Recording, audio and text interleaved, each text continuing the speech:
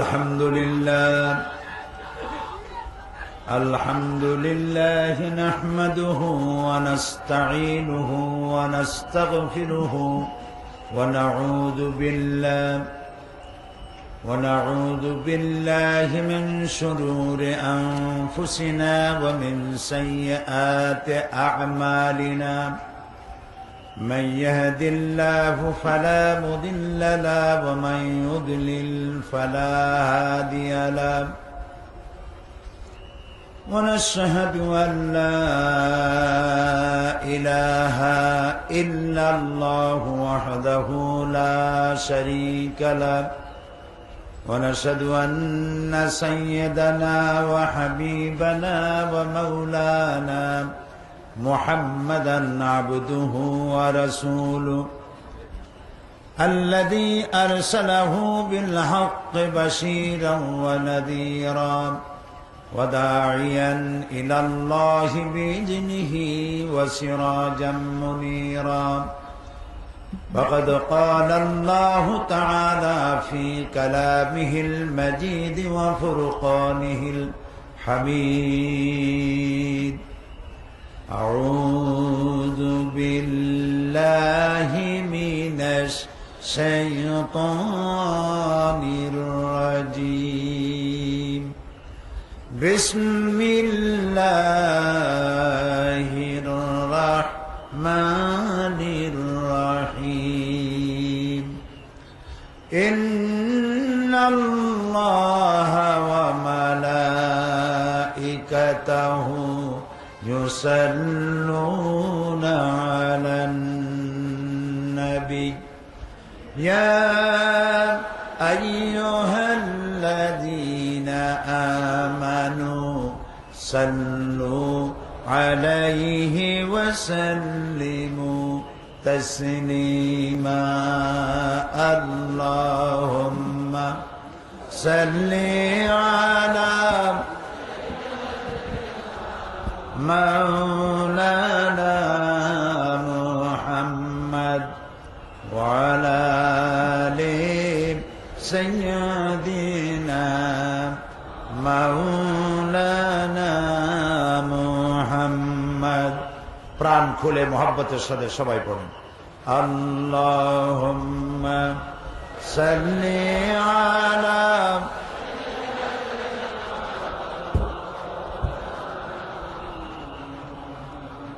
وعلى آل سيدنا مولانا محمد بلغ العلا بكماله كشف الدجى بجماله حسنت جميع خصاله صلوا عليه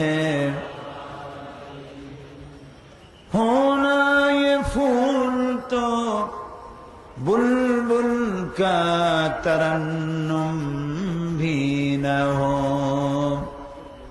चिमने दहर में कलियों का तबस्सुम भी न हो बलागल उला كشف الدجى بجماله حسنت جميع خصاله صلوا عليه আরবের বুকে মক্কার পরে আমিনার যেথায় ঘর খোদার করুণা रहमत हुए झुरसे बारंबार बलागल उला बेकमालिही कशफत दुजा बेजमालिही हसनत जमीउ खसालिही सल्लु अलैहि চট্টগ্রাম ইসলামী সমাজ কল্যাণ পরিষদ কর্তৃক আয়োজিত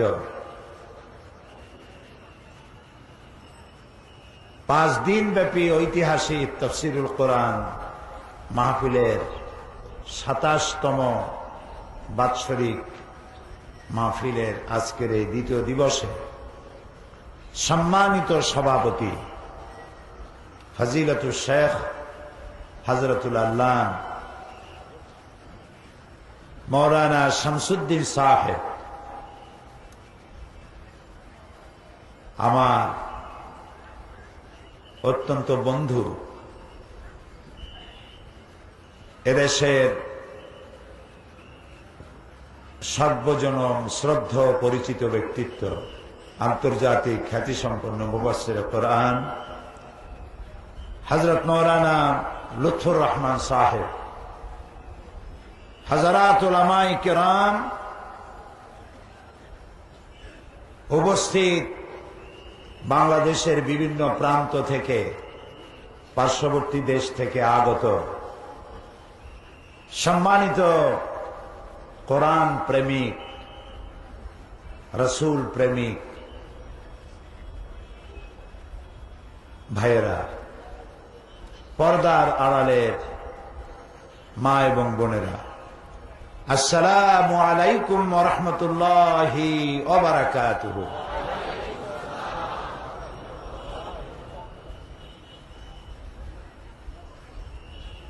অমুসলিম ভাইদের জন্য যারা মাহফিলে এসেছেন তাদেরকে আন্তরিক শুভেচ্ছা এবং মোবারকবাদ। যেসব সম্মানিত সাংবাদিক বৃন্দ,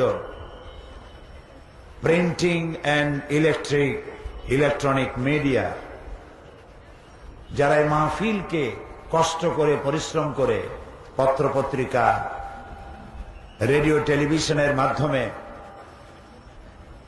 দেশ থেকে দেশান্তরে ছড়িয়ে দেওয়ার প্রচেষ্টায় নিয়োজিত, সেসব সাংবাদিক বৃন্দকে জানাই অন্তরের অন্তঃস্থল থেকে মোবারকবাদ।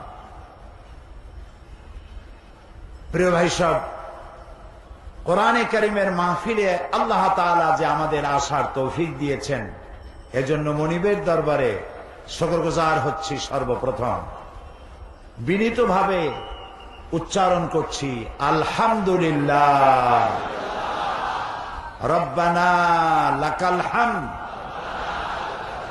হামদান কাসীরান তাইয়্যিবান মুবারাকান ফীহি ইয়া রাব্বি লাকাল হামদু কামা ইয়ানবাগি লিজালালি ওয়াজহিকা ওয়া আযীমি সুলতানিকা। প্রাণ ভরে আমরা আমাদের মনিবের প্রশংসা করলাম, বলি আলহামদুলিল্লাহ। কোরআন আরবি ভাষায় নাজিল হয়েছে, আর আমাদের ভাষা আরবি নয়, আমাদের ভাষা কি? বাংলা। আর আজ হচ্ছে ঐতিহাসিক ভাষা দিবস, আন্তর্জাতিক মাতৃভাষা দিবস, ঐতিহাসিক 21শে ফেব্রুয়ারি। গোটা জাতি এ দিবসকে শ্রদ্ধার সাথে পালন করেছে।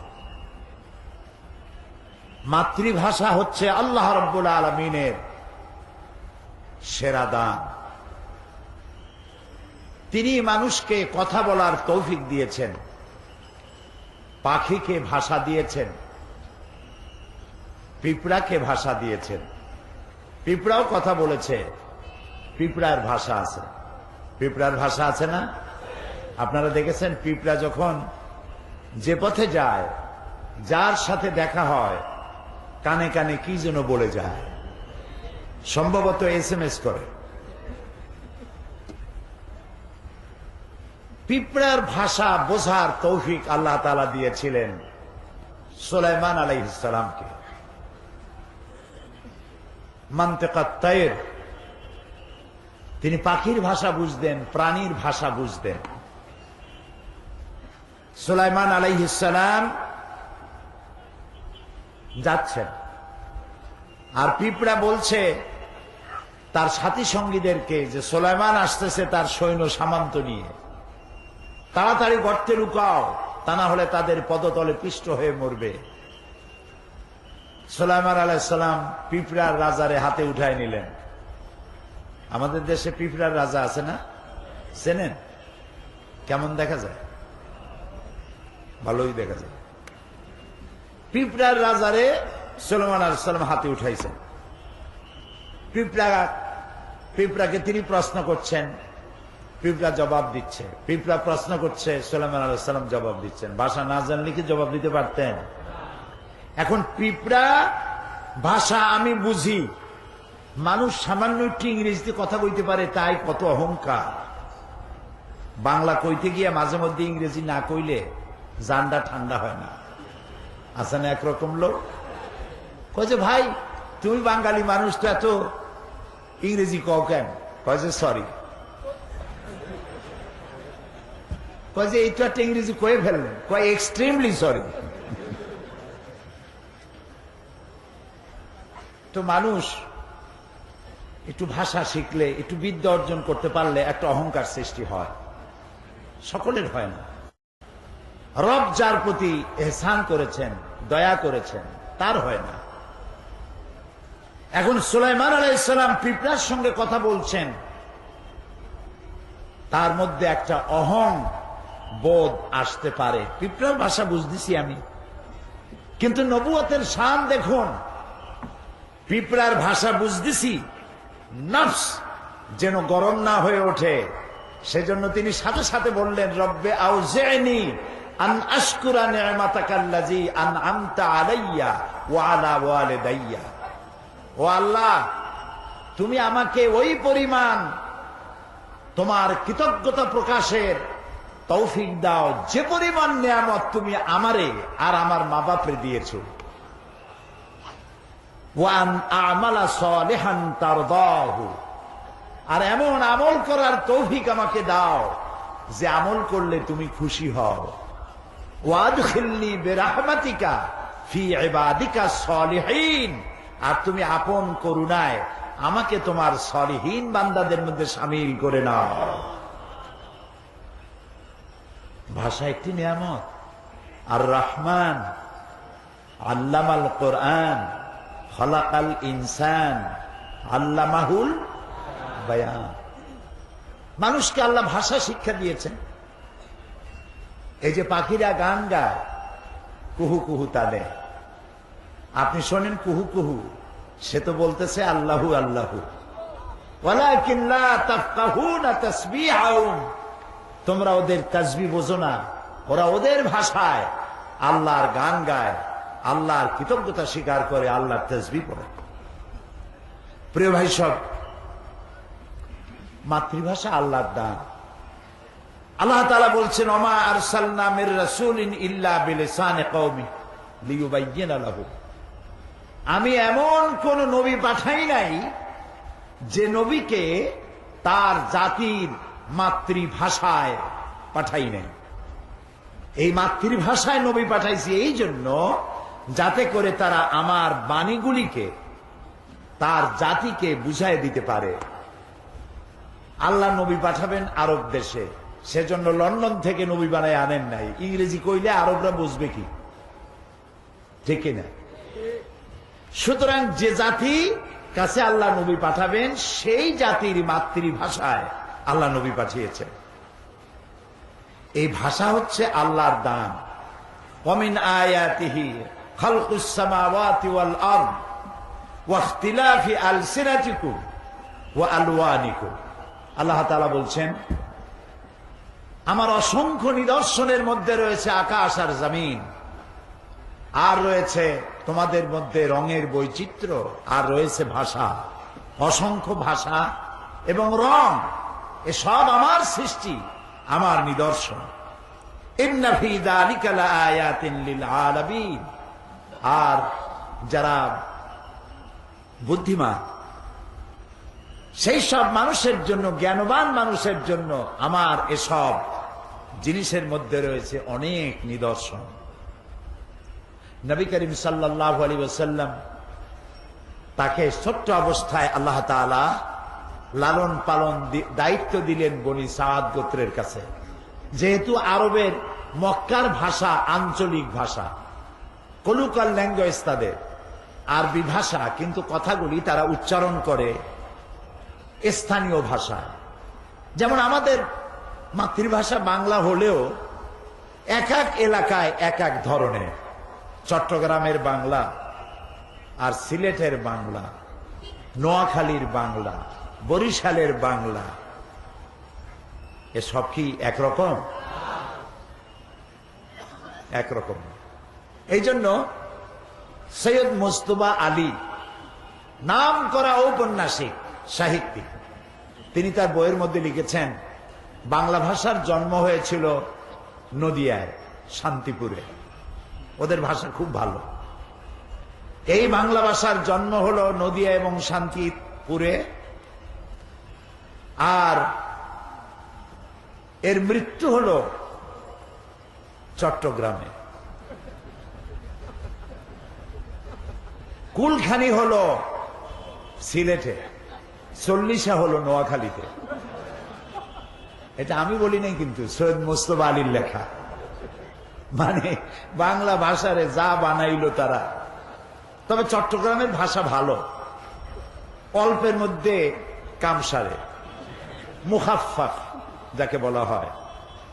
ছাগল, এত লম্বা কথা কেডা কয়, এর থেকে সব। পাগল, এত লম্বা কথা বলার দরকার নেই, পর। আপনারা এত লম্বা কথা এত সময় কই অনারা। আমি মৌলানা শামসুদ্দিন সাহেবকে শুনেছি টেলিফোনে বলে, বদ্দা আই শামসুদ্দিন খদ্দে। এই যে কলুকাল ল্যাঙ্গুয়েজ, এটি ভালো, এবং আপনাদের ভাষা, চট্টগ্রামের ভাষা খুবই ভালো, সিলেটের ভাষা এটাও ভালো। সব জায়গার কলুকাল ল্যাঙ্গুয়েজ খুব ভালো, আলহামদুলিল্লাহ। আপনাদের ভাষার মধ্যে আরবির মিলজুল আছে। কেউ যদি ডাকে এ আব্দুল করিম, সে বলছে লব্য, বলে না? এই লব্যটা কি? লাব্বায়কের অপভ্রংশ, এটা আরবির কাছাকাছি। এখানে লোকেরা কাদা বলে, পাত্রকে কাদা বলে, এটা আরবিতে কাদহুন। কাদহুন মানে পাত্র, পেয়ালা। তাহলে দেখা যায় আপনাদের কথা আরবির কাছাকাছি। সিলেটেও এরকম তাদের কথাগুলি আছে। মীমাংসা করতে গিয়ে তারা বলে, বিচারকরা, এই কজিয়ার সমরা হলো এই। কজিও আরবি, সমরাও আরবি। তারপরে বলে যে কিনার কিনার, ওই পাশ দিয়ে যাও, সেটা বলে কিনার কিনার, কিনার দিয়ে যাও, এক কোনা দিয়ে যাও। এভাবে অনেক ভালো ভালো শব্দ আরবি মিলজুল রয়েছে। আমি আজকে ভাষার তাফসীর করতেছি না, যেহেতু আজকে ঐতিহাসিক আন্তর্জাতিক মাতৃভাষা দিবস, সেজন্য বলছি, আজ থেকে 54 বছর আগে 1952 সালে রাষ্ট্রভাষা বাংলার আন্দোলন করেছিল আমার দেশের দামাল ছেলেরা। সেই আমার দেশের দামাল মুসলিম ছেলে সালাম, বরকত, রফিক, জব্বার আমার মাতৃভাষার জন্য তারা জীবন দিল। গোটা জাতি শ্রদ্ধার সাথে তাদেরকে স্মরণ করেছে। আমরাও তাফসীরের মাহফিলের পক্ষ থেকে এই 4 বীর সন্তানের জন্য দোয়া করি, আল্লাহ আমার মায়ের ভাষার জন্য যারা জীবন দিল, জান্নাতুল ফেরদাউসের মেহমান তাদেরকে বানায় নিও। প্রিয় ভাই সব, তবে একটি জায়গায় আমি একমত হতে পারি না, সেটি হলো ঘটনাটি ঘটেছিল রফিক, জব্বার, সালাম, বরকত জীবন দিয়েছিল বাংলা ভাষার জন্য। কোন ভাষার জন্য? সেই দিবসটি ছিল 8ই ফাল্গুন। আন্দোলন করলাম বাংলা ভাষার জন্য, কিন্তু তা উদযাপন করি আমরা 21শে ফেব্রুয়ারিতে। এইটা আমি বুঝি না, মিলটাল করতে পারলাম না।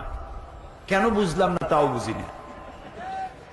যদি 21শে ফেব্রুয়ারি না করে 8ই ফাল্গুন করতাম, তাহলে বোধহয় বাংলা ভাষার মর্যাদা আরো একটু হইত। আজ কোর্ট কাছারি আদালতে বাংলা ভাষার জন্য 21শে ফেব্রুয়ারিতে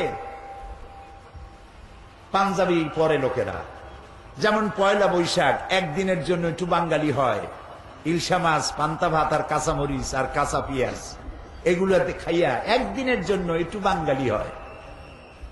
এর কোনো মানে নাই। আমাদের কোর্ট কাছারি আদালতে আমাদের বিজ্ঞ আইনজীবীরা বিচারককে সম্বোধন করে মাই লর্ড। কি মারাত্মক কথা! মাই লর্ড মানে কি আমার প্রভু, আমার রব। নাউজুবিল্লাহ, সবাই বলি নাউজুবিল্লাহ। আপনারা বলুন মহামান্য আদালত, মহামান্য বিচারক, মাই লর্ড, এই কথা বলা কবিরা গুনাহ। কোন মুসলমানের বিচারককে মাই লর্ড বলা জায়েজ নাই, হারাম, কবিরা গুনাহ। আপনি বাংলায় বলুন মহামান্য আদালত, মহামান্য বিচারক। সুতরাং বাংলায় কথা বলতে শিখি, বিশুদ্ধ বাংলা বলতে চেষ্টা করি, তাহলে ভালো হবে। এবং আজকের এ বিষয়ে আমার শেষ কথা, আসুন জীবনের সকল স্তরে বাংলা ভাষা চালু করার আন্দোলন শুরু করি। বাংলা ভাষা না জানলে, না বুঝলে, কোরআন যদি বাংলায় তাফসীর না হইতো তাহলে সাধারণ লোকেরা কোরআন বুঝতে পারত না। এই জন্য আমার মায়ের ভাষা শুধু নয়, আমার বাপের ভাষাও বাংলা। সুতরাং মাতৃপিতৃ ভাষা বাংলা। এই ভাষার সাথে আমাদের প্রাণের সম্পর্ক, জীবনের সম্পর্ক। এ ভাষা আমি তৈরি করে নাই, কোন বুদ্ধিজীবী তৈরি করে নাই। সমস্ত ভাষার স্রষ্টা কে? সবাই বলুন, সে আল্লাহর প্রশংসা করছি। প্রিয় ভাই সব, আমরা এসেছি কোরআন শুনতে। কি শুনতে এসেছি? কোরআন। আলহামদুলিল্লাহ, এই কোরআন শুধু মুসলমানদের জন্য আসে নাই। আল্লাহ তাআলা কোরআন সম্পর্কে বলেছেন হাযা বায়ানুল লিন্নাস হুদাল লিন্নাস, এটা পৃথিবীর সকল মানুষের জন্য আমি নাজিল করেছি। সুবহানাল্লাহ। আল্লাহর নবী বলেন লা তুহসাব আজাইবুহু ওয়ালা তুবলা গারাইবুহু ফিহি মাসাবিহুল হুদা ওয়া মানারিল হিকমা। আল্লাহ তাআলা বলেন, আল্লাহর নবী বলেন, এই কোরআন কোনদিন পুরাতন হবে না, জীর্ণ হবে না, শীর্ণ হবে না। এই কোরআনের বিস্ময়কারিতা, এই কোরআনের আশ্চর্য অবস্থা, বিস্ময়কারিতার কোনো শেষ নাই। বিজ্ঞানের আবিষ্কার যত বাড়বে, বিজ্ঞান যতই অগ্রসর হবে, ততই কোরআনের কাছে বিজ্ঞানীরা ভিক্ষুকের মতো কিয়ামত পর্যন্ত হাত তুলে থাকবে। এটা শেষ নাই, কোনদিন পুরাতন হবে না। এক এক বছর করে করে 26টি বছর এই মাঠে, সেই মিউনিসিপ্যাল হাই স্কুল মাঠ চট্টগ্রাম, তারপরে কলেজিয়েট হাই স্কুল মাঠ, এরপরে হাই স্কুল থেকে কলেজ, কলেজ থেকে প্যারেড ময়দান পর্যন্ত 26 বছর পার করলাম। এই কথা যদি শুনতে মধুর না হতো, ভালো না লাগতো, তাহলে প্রত্যেক বছর সারা বাংলাদেশ থেকে, পার্শ্ববর্তী দেশ থেকে প্রতিদিন এত লোক কি আসার কথা? এত লোক আসার কথা? এটি কার বাণী? বলেন আমার আল্লাহর বাণী। এটা কার বাণী? আমার আল্লাহর বাণী। তাই যত শুনি তত মজা লাগে। ফিহে মাসাবিহুল হুদা ওয়া মানারিল হিকমা, এটা হচ্ছে হেদায়েতের সুউচ্চ মশাল আর বিজ্ঞানের বিশাল মিনার। বিজ্ঞানে ভরা, দর্শনে ভরা, জীবনের সমস্ত কিছু দিয়ে ভরা এ কোরআন। সুবহানাল্লাহ। আল্লাহ তাআলা কোরআনে কারীমের মধ্যে বলেছেন ওয়া কুল্লা ইনসানিন আলজামনাহু, আমি প্রত্যেকটি মানুষের গলার মধ্যে এখানে ছোট্ট ছোট্ট একটি ঘুটলির মতো রেখে দিয়েছি, যেটার ভেতরে তার সারা জীবনের সমস্ত কাজ আর কথাগুলি লিপিবদ্ধ হয়। এবং কিয়ামতের দিন ওটি তার হাতে দিয়ে দেব আর বলবো ইকরা কিতাবাক এবার তুমি তোমার কিতাব পড়ো, জীবনে কি করেছিলে। প্রশ্ন ওঠে যে ছোট্ট একটা ঘুটলি এই গলার কাছে একটা মানুষ বাঁচে 50, 60, 70, 80, 100, 150, আগে তো আরো বেশি বাঁচত। সারা জীবনের সমস্ত কথা আর কাজ এই ছোট্ট এতটুকু একটা ঘুটলির মধ্যে কেমনে লিপিবদ্ধ হবে? প্রশ্ন উঠেছে। জবাব কি কঠিন না সহজ? আপনারা অনেকে আন্দাজেই কইছেন সহজ। সহজে কেমনে বোঝেন নেই। সহজ এইভাবে, আপনাদের সকলের কাছে এখন মোবাইল আছে, আছে না? টিভিতে দেখলাম এখন ভিক্ষুকরাও নাকি মোবাইল ব্যবহার করে। মোবাইল করে বলে, সাহেব আমারে চিনেছেন? কয় না, চিনি নাই তো। কয় আমি ওই ফকির সাহেব, সোনারগাঁ হোটেলের সামনে যে গাড়িতে দেখা হয়েছিল, আপনি বাসায় কখন থাকবেন? আমি সেই সময় আসবো, আমার কিছু ভিক্ষা দেবেন। ওরাও এখন ব্যবহার করছে। এই মোবাইলের সিমের ভিতরে কত কিছু আছে। এটা একটা মিনি কম্পিউটার, এর মধ্যে শত শত টেলিফোন নাম্বার, ইমেইল, ইন্টারনেট,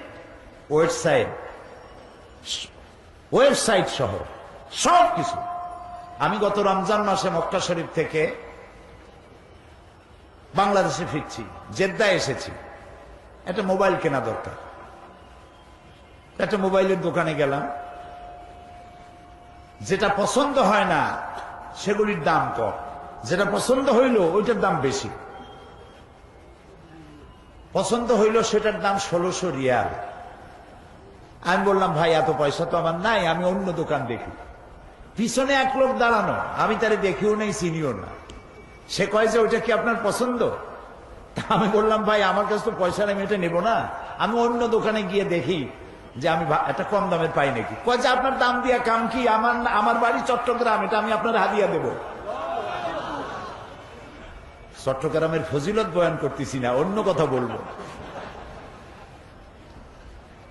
মোবাইলটা আমারে দিল এবং একটা মেমোরি কার্ড কিনলো সে, ছোট্ট, আমার এই যে আপনার আঙ্গুলের যে কর, এই করের অর্ধেক একটা মেমোরি কার্ড। এই কার্ডটা ভিতরে ঢুকায় দিল আর বলল এইটার ভিতরে 30 পারা কোরআন শরীফ ঢুকানো আছে। কাবা শরীফের ইমাম ফজিলাতুল শেখ আব্দুর রহমান আস-সুদাইস, ফজিলাতুল শেখ সৌদ আশ-শুরাইম, এই দুইজনের তেলাওয়াত করা 30 পারা কোরআন আমার মোবাইলের মধ্যে ঢুকানো। যখন যার তেলাওয়াত যে সূরা শুনতে ইচ্ছা করে শুনতে পারি। চিন্তা করলাম, এতটুকু মেমোরি কার্ডে 30 পারা কোরআন যদি মানুষে ঢুকাইতে পারে, এই বুদ্ধি যিনি দিচ্ছেন সে আল্লাহ রাব্বুল আলামিন মানুষের সারা জীবনের সমস্ত কাজ আর কথা এতটুকু জিনিসে ঢুকাতে পারবেন না কেন? সুতরাং বিজ্ঞানের আবিষ্কার যত বাড়বে, কোরআন বোঝা মানুষের জন্য তত সহজ হবে। যদি কোথাও বিজ্ঞান আর কোরআনের মধ্যে কন্ট্রাডিকশন হয়, তাহলে বুঝতে হবে বিজ্ঞান ব্যর্থ, কোরআন সফল। বিজ্ঞান আরো রিসার্চ করুক, কোরআনের সত্যতার দ্বার প্রান্তে একদিন না একদিন উপনীত হবেই ইনশাআল্লাহ। কারণ কোরআন এসেছে মহা বিজ্ঞানময় আল্লাহর কাছ থেকে। প্রিয় ভাই সব, সেই জন্য বলেছিলাম কোরআন শুধু মুসলমানদের জন্য নয়। আল্লাহ কি শুধু মুসলমানদের? বলেন তো আল্লাহ কার? সবাই। আল্লাহ যদি মুসলমানদের হইতো তাহলে তো আমরা পড়তাম আলহামদুলিল্লাহ রব্বিল মুসলিমিন, ঠিক না ভাই? আলহামদুলিল্লাহ রব্বিল আউলিয়া ওয়াল মুত্তাকিন, আলহামদুলিল্লাহ রব্বিল মুরসালিন, এগুলি পড়ি। কি পড়ি?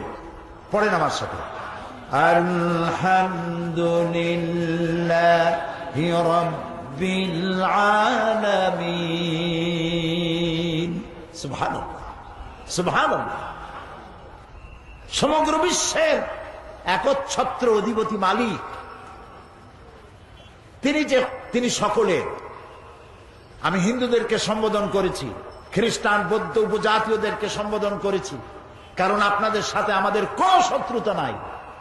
আপনারা আমাদের ভাই, আপনাদের সাথে আমাদের সুসম্পর্ক। কোরআন আমার জন্য শুধু নয়, আপনার জন্য, কারণ আল্লাহ শুধু আমার না আপনারও। আপনি ভগবান ডাকুন, ঈশ্বর ডাকুন, পরমেশ্বর ডাকুন, এক ব্রহ্মা দ্বিতীয় নাস্তি বলুন, গড ডাকুন, যেই নামে ডাকুন, যাকে উদ্দেশ্য করে ডাকছেন তিনি তো আল্লাহ। তিনি কে? তিনি সকলে, তিনি হচ্ছেন রব্বুল আলামিন। আর এই কোরআন যেটা তিনি অবতীর্ণ করেছেন শুধুমাত্র মুসলমানদের জন্য এই কোরআন আসে নাই। আল্লাহ রব্বুল আলামিন, কোরআন হচ্ছে যিকরুল লিল আলামিন, সমস্ত মানব গোষ্ঠীর জন্য আল্লাহ কোরআন নাজিল করেছে। আমরা সুবহানাল্লাহ বলবো না? আলহামদুলিল্লাহ। এখন আল্লাহ সকলের, কোরআনও সকলের, নবী শুধু আমাদের নাকি? জি। এবার দেখুন, কোরআন আল্লাহ সকলের, কোরআনও যার কাছে কোরআন নাজিল হইল তার সম্পর্কে আল্লাহ কি বলছেন?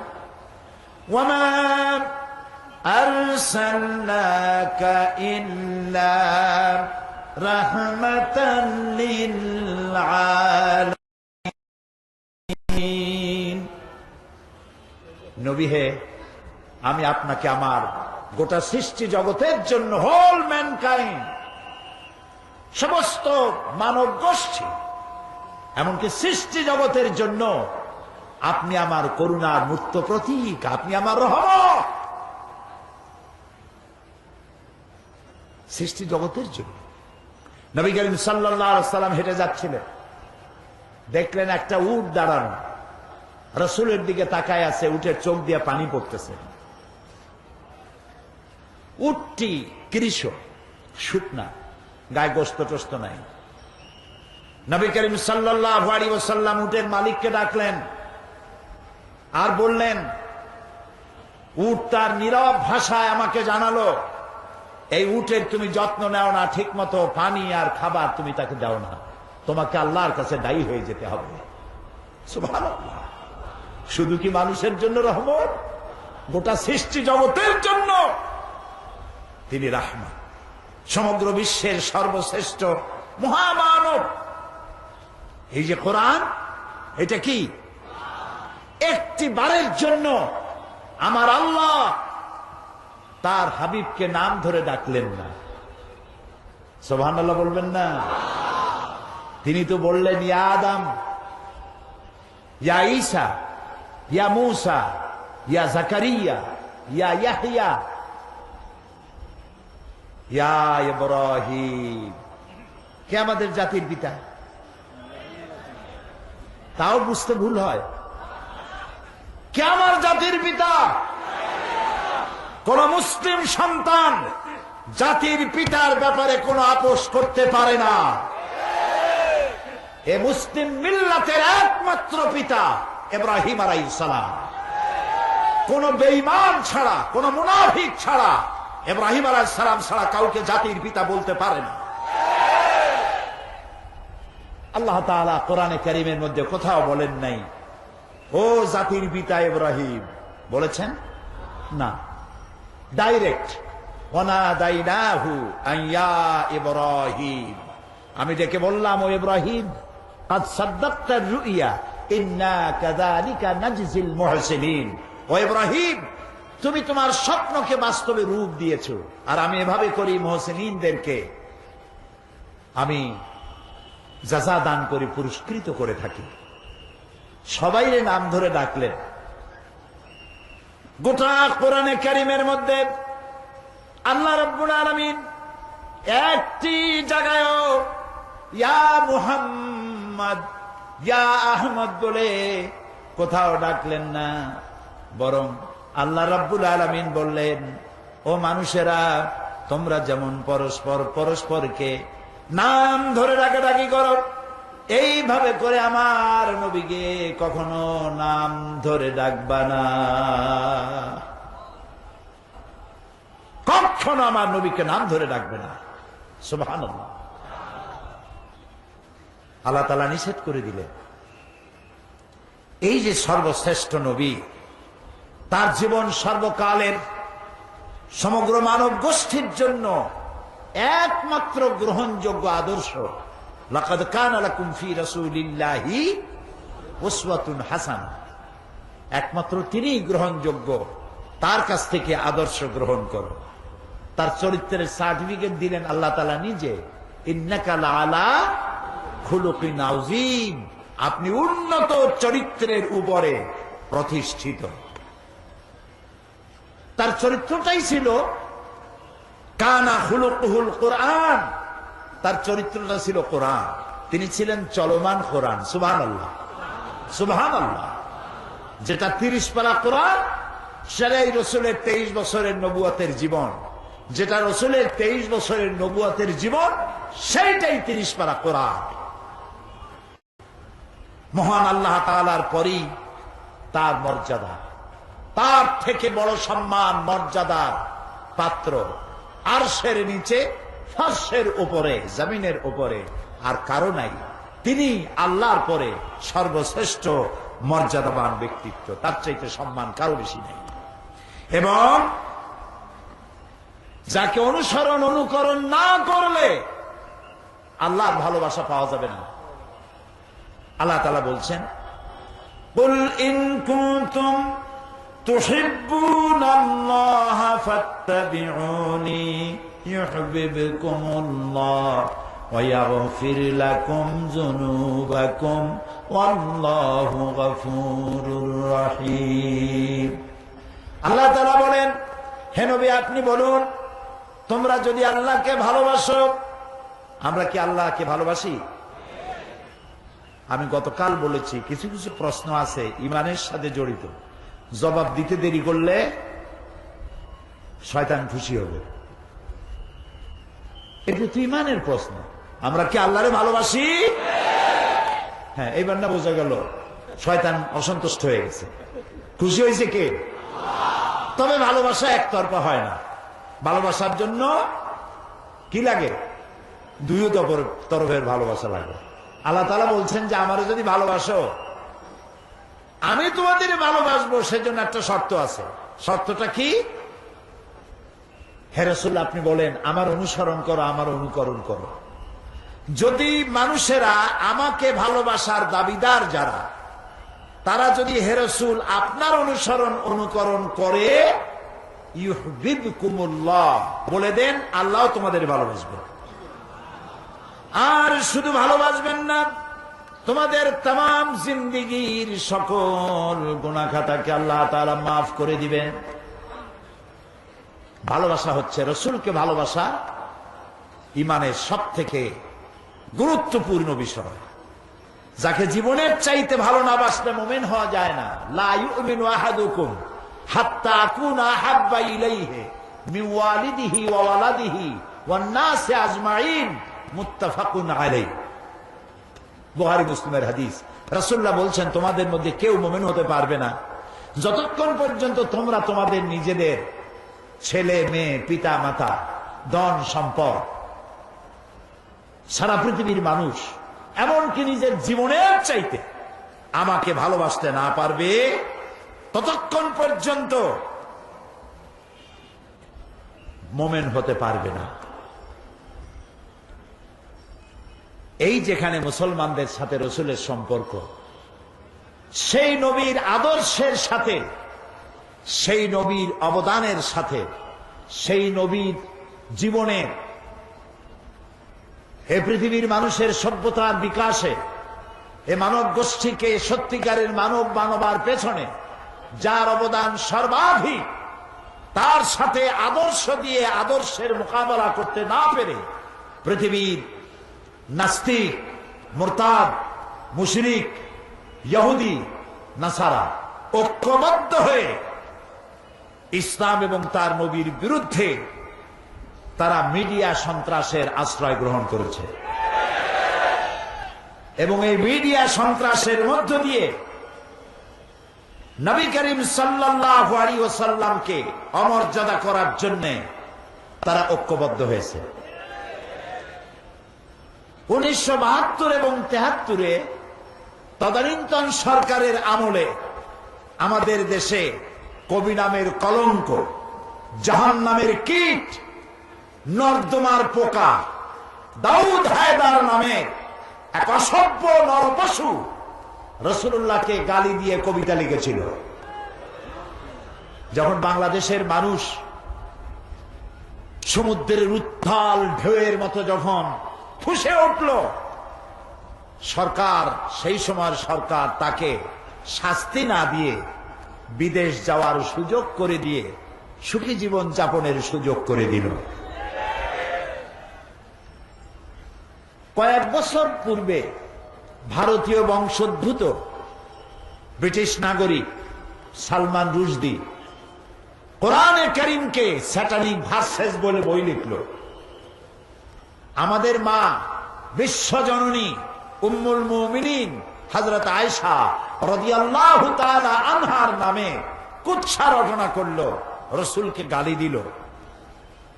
যে দেশে সে বসবাস করে সেই দেশ তার নিরাপত্তার জন্য বিলিয়ন বিলিয়ন অর্থ খরচ করল, কিন্তু তাকে শাস্তির বিধান করল না। তাকে পুরস্কারের ব্যবস্থা করা হলো, নিরাপত্তার ব্যবস্থা করা হলো। এর বিরুদ্ধে পৃথিবীতে প্রতিবাদ করতে গিয়ে বহু মুসলমান শহীদ হয়েছে। মুসলমানের অবস্থা তো এই, অনেক মুসলমান আছে নামাজ পড়ে না, রোজা রাখে না, মদ খায়, মিথ্যা কথা বলে, কিন্তু রাসূলকে গালি দেওয়া হয়েছে, এটা শোনা মাত্রই সে বেরিয়ে যায়। আমি অপরাধী, নামাজ পড়ি না এটা ঠিক, মদ পান করি সেটাও ঠিক, কিন্তু রাসূলুল্লাহকে গালি দিলে আমি বাঁচব কেন? শহীদ হয়ে যায়, মরে যায়, সে জীবন দিয়ে দেয়।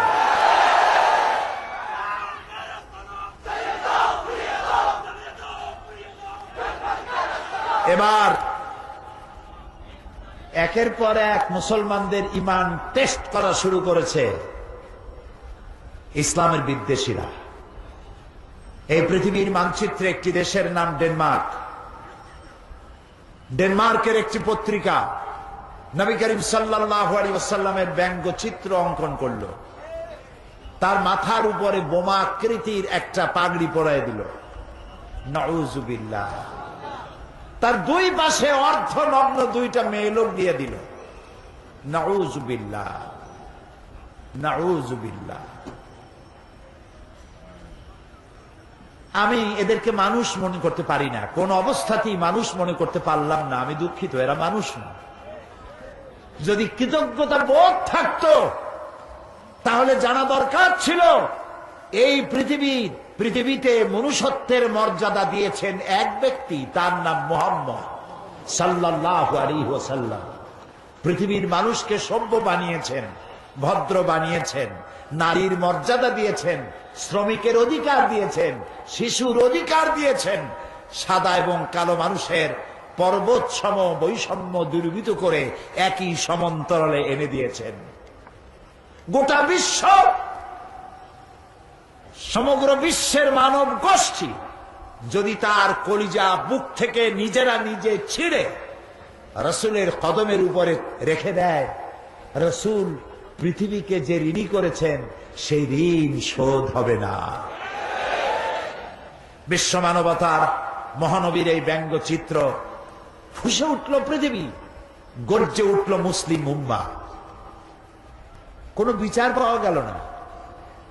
যেখানে এটা বন্ধ করে দেওয়ার কথা ছিল, বন্ধ না করে Italy, Germany, France, Bulgaria, Belgium, যুক্তরাষ্ট্র, ইটালি, বিভিন্ন দেশে নবী করিম সাল্লাল্লাহু আলাইহি ওয়াসাল্লামের ব্যঙ্গচিত্র, ব্যঙ্গ কার্টুন আঁকাইয়া পৃথিবীর 150 কোটি মুসলমানের কলিজায় আগুন লাগাইয়া দিল।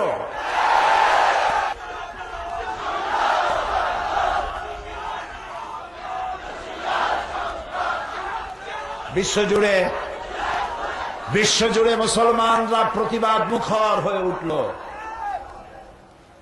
শহীদ হলো আফগানের 17 জন মুসলমান, শহীদ হলো নাইজেরিয়ার 11 জন মুসলমান, শহীদ হলো ইটালির 16 জন মুসলমান।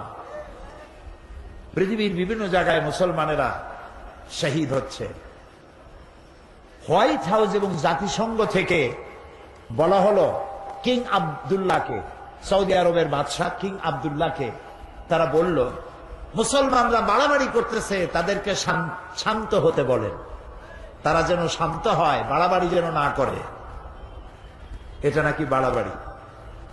গতকাল আমি শেরটা পড়েছিলাম, वो कत्ल भी करते चर्चा नहीं होता, हम आह भी करते बदनाम हो जाता। ও যদি মানুষ হত্যা করে তা নিয়ে কোনো পর্যালোচনা সমালোচনা হয় না, কিন্তু আমি তীরের আঘাতে বোমার আঘাতে জর্জরিত হয়ে কষ্ট পেয়ে যদি আহ শব্দ বলি, বদনাম হয়ে যায়। তুই আহ করলি কেন? আমি আহ করতে পারবো না। দুনিয়া জুড়ে এ আগুন নিবাবার ব্যবস্থা হলো না, বরং তাদের তো উচিত ছিল হোয়াইট হাউস থেকে এবং জাতিসংঘ থেকে উচিত ছিল ডেনমার্ককে বলা। ডেনমার্ক এর প্রধানমন্ত্রী তিনি যেন পৃথিবীর মুসলমানদের কাছে নিঃশর্তভাবে করজোড়ে ক্ষমা চায়, এবং যেসব দেশ তাদের পত্রিকায় বিশ্বনবী মুহাম্মদ সাল্লাল্লাহু আলাইহি ওয়াসাল্লামের ব্যঙ্গচিত্র এঁকেছে, তারা যেন তাদের দেশের প্রচলিত আইন দিয়ে এই পত্রিকাগুলির ব্যাপারে আইনগত ব্যবস্থা নেয়। সেটা করা হলো না। আমাদের প্রতিবাদ থামবে না, আমাদের প্রতিবাদ চলতেই থাকবে।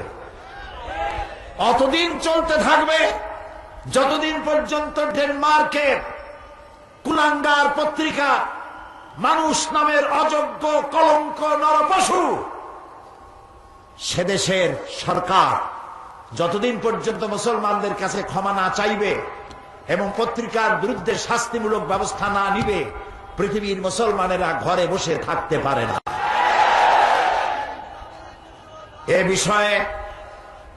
এ বিষয়ে আমার দেশের প্রধানমন্ত্রী তার নিজের পক্ষ থেকে ডেনমার্ক প্রধানমন্ত্রীকে নিন্দা জানিয়েছেন। জোটের পক্ষ থেকে, সরকারের পক্ষ থেকে, দেশের 15 কোটি মানুষের পক্ষ থেকে তীব্র নিন্দা এবং ধিক্কার জানিয়েছেন দেশের প্রধানমন্ত্রী। বাংলাদেশের মহান জাতীয় সংসদে আমরা সম্মিলিতভাবে সমস্ত দল মত শুধু নয়, বাংলাদেশের ইহুদি, খ্রিস্টান, বৌদ্ধ, হিন্দু, জাতি ধর্ম নির্বিশেষে আমরা নিন্দা প্রস্তাব গ্রহণ করেছি ডেনমার্কের বিরুদ্ধে। এই নিন্দা প্রস্তাব সর্বসম্মতক্রমে বাংলাদেশের মহান জাতীয় সংসদে পাশ হয়েছে। আমি আজ মুসলমানদের বলবো, আমাদের এই প্রতিবাদ বন্ধ হবে না। তবে একটা জিনিস মনে রাখতে হবে, ওরা চায় আমাদেরকে আঘাত দিবে, আর আমরা যেন রাসূলুল্লাহর আঘাত তো কোনো মুসলমান সইতে পারে না। পারে? মুসলমান তার সামনে তার বিবি, তার বাচ্চা জবাই হোক সহ্য হইতে পারে, কিন্তু রাসূলুল্লাহকে গালি দিলে মুসলমানের সহ্য হয় না। এ মুসলমানেরা প্রতিবাদ মুখর হবে, সোচ্চার থাকবে।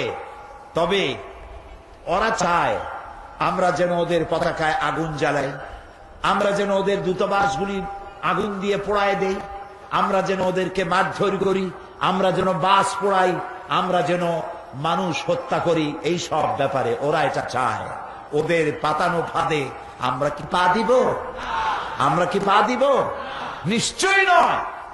আমাদের প্রতিবাদ হবে অহিংস, কারো দেশের পতাকা পোড়ায় নয়, কারো দূতাবাসে আগুন জ্বালায় নয়, কাউকে হত্যা করে নয়, বরং কলিজার সবটুকুন ধিক্কার, নিন্দা এবং প্রতিবাদ জানাবো। কলিজা দিয়া ধিক্কার দিয়ে তাদেরকে প্রতিবাদ জানাতেই থাকবো। ওরা আমাদেরকে সন্ত্রাসী জাতি হিসাবে চিন্তা পরিচিত করাবার জন্য হাজারো চেষ্টা করছে। এই চেষ্টায় আমরা পাও দেব না। আল্লাহ যেন আমাদেরকে সেই ধৈর্য ধরার তৌফিক দান করেন। আমরা বলি আমিন। আমরা সবাই বলি আমিন। আমরা ড্যানিশ কন্ডেন্স মিল্ক না খাইলে মরে যাব। আজকে শপথ হোক, ডেনমার্কের কোন জিনিস আমরা কিনবো না, হারাম। এবং যেই সব দেশ আমার রসুলকে গালি দিয়েছে, আমার রসুলের ব্যঙ্গচিত্র এঁকেছে, যতদিন পর্যন্ত মুসলমানদের কাছে ক্ষমা না চাইবে, ততদিন পর্যন্ত তাদের তৈরি করা কোন পণ্য আমাদের বিক্রি করা, আমাদের বেচা কেনা আমাদের জন্য হারাম ঘোষণা করলাম। আমরা তাদের পণ্য গ্রহণ করব না। আচ্ছা, বাচ্চা যখন পৃথিবীতে এলো তখন তার যেই পাইপ দিয়ে খাবারের খাবার তার পথ ছিল সেটা কি থাকলো না গেল? চট্টগ্রামের বাচ্চার কি করে? ওই তারটা রেখে দেয়, কি করে? কাটে ফেলে। আমাদের বরিশালও কাটে, সারা দুনিয়া কাটে। এখন বাচ্চা খাবে কি? সে তো চিৎকার মারছে ক্ষুধায়। আল্লাহ রাব্বুল আলামিন মায়ের পেটের ভিতরে সন্তানের খাবারের জন্য একটা পাইপলাইন দিয়েছিলেন। ভূমিষ্ঠ হওয়ার সঙ্গে সঙ্গে পাইপলাইনটা কেটে দেওয়া হলো, একটা লাইন কেটে দেওয়া হলো। সন্তান এখন কি খাবে? বিশ্ব নিয়ন্তা রব্বুল আলামিন এক লাইন কেটে দিয়ে বাচ্চার জন্য মায়ের বুকের উপরে সন্তানের জন্য ডাবল লাইন চালু করে দিলেন। এই হচ্ছে আমার আল্লাহ, সুবহানাল্লাহ। সবাইকে খাওয়ান, সবাইকে খাওয়ান, কাউকে না খাওয়াইয়া রাখেন না। খেতে দেওয়ার মালিক কে? আল্লাহ তাআলা। এই পৃথিবীতে মানুষের চাইতে প্রাণী, অন্যান্য প্রাণীর সংখ্যা তো অনেক বেশি। চট্টগ্রামে যত ইঁদুর, উই পোকা, তেলা পোকা, সার পোকা আর পিঁপড়া আছে, তত কি মানুষ আছে? কারা বেশি? আপনারা বেশি না ওরা বেশি? ওরা বেশি। এই অসংখ্য প্রাণী কে খাবার দেয়? বলেন কে দেয়? ছোট্ট পিঁপড়া থেকে শুরু করে হাতি পর্যন্ত, দরিয়ার তিমি মাছ থেকে সেরাপুটি পর্যন্ত।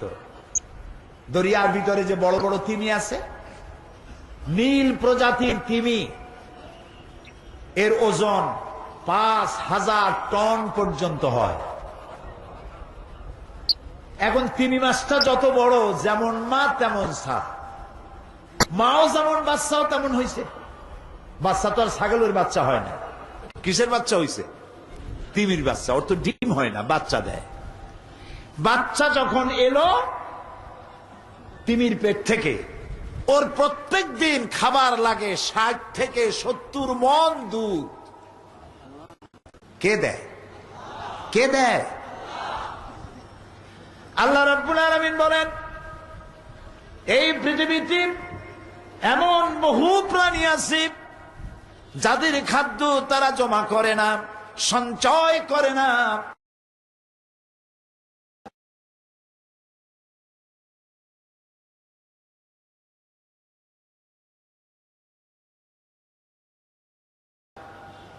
কিন্তু কোন প্রাণী ব্যাংকে কিছু জমা নাই।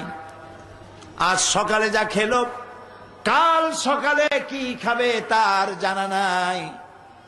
এ ধরনের অসংখ্য প্রাণী, পিঁপড়া থেকে শুরু করে হাতি, গন্ডার, ছোট্ট পাখি থেকে শুরু করে ঈগল পাখি, কাসকি মাছ থেকে শুরু করে তিমি মাছ পর্যন্ত, কেঁচো থেকে শুরু করে বড় বড় অজগর পর্যন্ত, সমস্ত প্রাণীগুলো সকালবেলায় খালি পেটে যার যার বাসা থেকে, যার যার এলাকা থেকে বেরিয়ে চলে যায়, মহাশূন্যে ওড়ে, জঙ্গলে বেড়ায় আর সমুদ্রে সাঁতরায়। আল্লাহ তাআলা বলেন, সন্ধ্যা আসতে না আসতে সমস্ত প্রাণীগুলির পেট ভরাইয়া আমি যার যার ঘরে ফিরাইয়া দেই। ওয়ামা মিন দাব্বাতিন ফিল আরদি ইল্লা আলাল্লাহি রিজকুহা। এই পৃথিবীতে এমন কোন বিচরণশীল জীব নাই যার রিস্কের দায়িত্ব আমি আল্লাহ পালন করি নাই। সকলকে এই রিস্কের দায়িত্ব আমি পালন করি। আবহমান কাল থেকে এই পৃথিবীতে দুই শ্রেণীর লোক, ধনী আর গরিব। বলেন কি? ধনী আর গরিব, এই দুই শ্রেণীর লোক। আদিকাল থেকেই মানুষ দারিদ্র্যের বঞ্চনা থেকে মুক্তি লাভের জন্য মন গড়া ধর্ম, নিজস্ব চিন্তার মতবাদ নিয়ে বহু চেষ্টা করেছে, কিন্তু মানবতার অর্থনৈতিক কল্যাণ, গরিব এবং দুঃখী মানুষের কল্যাণ সাধনে আসমানি বিধানের মতো সুন্দর ব্যবস্থা পৃথিবীতে কেউ দিতে পারে নাই। সমাজতন্ত্র নিজের দেশেই আত্মহত্যা করেছে। আমার দেশে এখনো কিছু কিছু বদ্ধ পাগল কই যে এই দেশে আমরা একদিন সমাজতন্ত্র কায়েম করি, ছাড়ব। আমি বলি ভাই, কর্ণফুলী, কুশিয়ারা, মেঘনার সুরমা নদীতে যদি সমুদ্র কাছে, সমুদ্রেই যদি ভাটি লাগে, তাহলে কর্ণফুলী, মেঘনা, কুশিয়ারা, বনু আর সুরমা নদীতে জোয়ার আসবে না। সমুদ্রে যদি ভাটি লাগে, তোমার সমাজতন্ত্রের জন্মস্থানেই সমাজ। আমি দেখতে চাইলাম শয়তানটা কই। 40 পাউন্ড মিশরীয় পয়সা লাগলো জাদুঘরে ঢুকতে। আমরা ঢুকতেছি, ঢুকে দেখলাম শয়তান কই, গুড়ি সব জায়গায়, বিশাল জাদুঘর। জিজ্ঞেস করলাম আসলটা কই, বলল যে তিনি দোতলায় আরাম ফরমাচ্ছেন, ওনারে দেখতে হলে আরো 40 পাউন্ড দেওয়া লাগবে। তো চিন্তা করলাম এটা কি অপচয় হয় নাকি। পরে দেখলাম আল্লাহ তাআলাই তো বলেছেন, কুল সিরু ফিল আরদ ফানজুর কাইফা কানা আকিবাতুল মুকাজ্জিবিন। আমার দুনিয়া ঘোরো আর আমার সত্যের অস্বীকারীরা, তাদের পরিণতি আমি কি করেছি চোখ দিয়ে দেখো। তো আল্লাহ তো কইছে দেখতে যাই, দেখে আসি। যাই দেখলাম গ্লাসের বক্সের ভিতরে মিস্টার ফেরাউন চিতই শুয়ে রয়েছে। জীবনে তো শয়তান দেখি নাই। আমার মনে হয়েছিল শয়তান যদি দেখতাম মনে হয় এইরকমই হইতো। চোখ দুইটা এখনো আছে, মাথায় কয়েক গাছে চুলও আছে, হাতের নখও কয়েকটা আছে, গলাটা এরকম চিকন, বডিটা কাপড় দিয়ে জড়ানো। আহারে ফেরাউন, কি জ্বালান জ্বালাইছ। মুসা আলাইহিস সালাম অনেক সময় তাকায় দেখলাম, আমার মন ফিরে গেল 3500 বছর আগের কোরআনের পাতায়, ইতিহাসের পাতায়। এই ফেরাউন মুসা আলাইহিস সালামকে তাড়া করেছে। মুসা আলাইহিস সালাম সাগর তীরে বসে আছেন।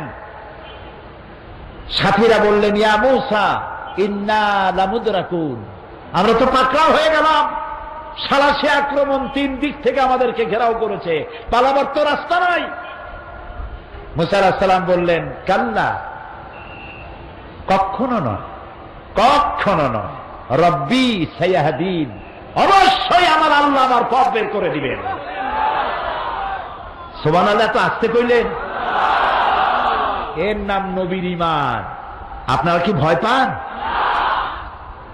কত দলে জোট বানাইলো, এটা ভয় পাওয়ার কোন কারণ নাই। মুসলমানদের জন্য আল্লাহ তাআলা যথেষ্ট। আলাইসাল্লাহু বিকাফিন আবদা, আল্লাহ তাআলা বলছেন আমি আমার বান্দার জন্য যথেষ্ট নই। আরে বেটারা কও, অবশ্যই যথেষ্ট। আবার জোরে বলো। মুসা আলাইহিস সালাম বললেন, ভয় পাইও না, আমি যার গোলামি করি তিনি আমারে পথ করে দেবেন।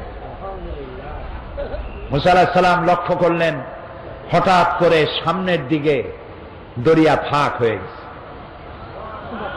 পানি প্রাচীর হয়ে গেছে, মাঝখান দিয়ে রাস্তা তৈরি হয়ে গেছে সাগরের মধ্য দিয়া। মুসা আলাইহিস সালাম তার দলবল নিয়ে রওনা করলেন। মাঝখানে এসেছেন, ফেরাউন তার দলবল নিয়ে দরিয়ার পাশে এসে দেখে, মাশাআল্লাহ, এ তো গ্র্যান্ড ট্রাঙ্ক রোড। ও মনে করছে ওর বাজানের তৈরি করে রাস্তা। দলবল নিয়ে ঢুকলো। ও যখন মাঝখানে, আল্লাহ মুসা আলাইহিস সালাম উঠাই দিয়েছেন ওপার, ঠিক জায়গা মতো গেছে। ইন্না বাতশা রাব্বিকা লাশাদীদ, এবার পাকড়াও এসে গেছে। আল্লাহ তাআলা বললেন, পানি বন্ধ কর, রাস্তা বন্ধ কর। আল্লাহর কি এত কথা বলার দরকার আছে? না। কি বলছিল? কোন? দুইটা অক্ষরের মালিক, কাফ আর নুন। কোন দেয়ার হয়ে যায়, হায়াকুন, ইনফিনিট পাওয়ার। সীমাহীন শক্তির মালিক, যা খুশি তাই করেন। আল্লাহর কসম, দুনিয়ার মুসলমানেরা যদি আল্লাহকে এই পাওয়ার হিসাবে বিশ্বাস করে, পৃথিবীর কোন শক্তি মুসলমানদেরকে প্রধানত করতে পারবে না।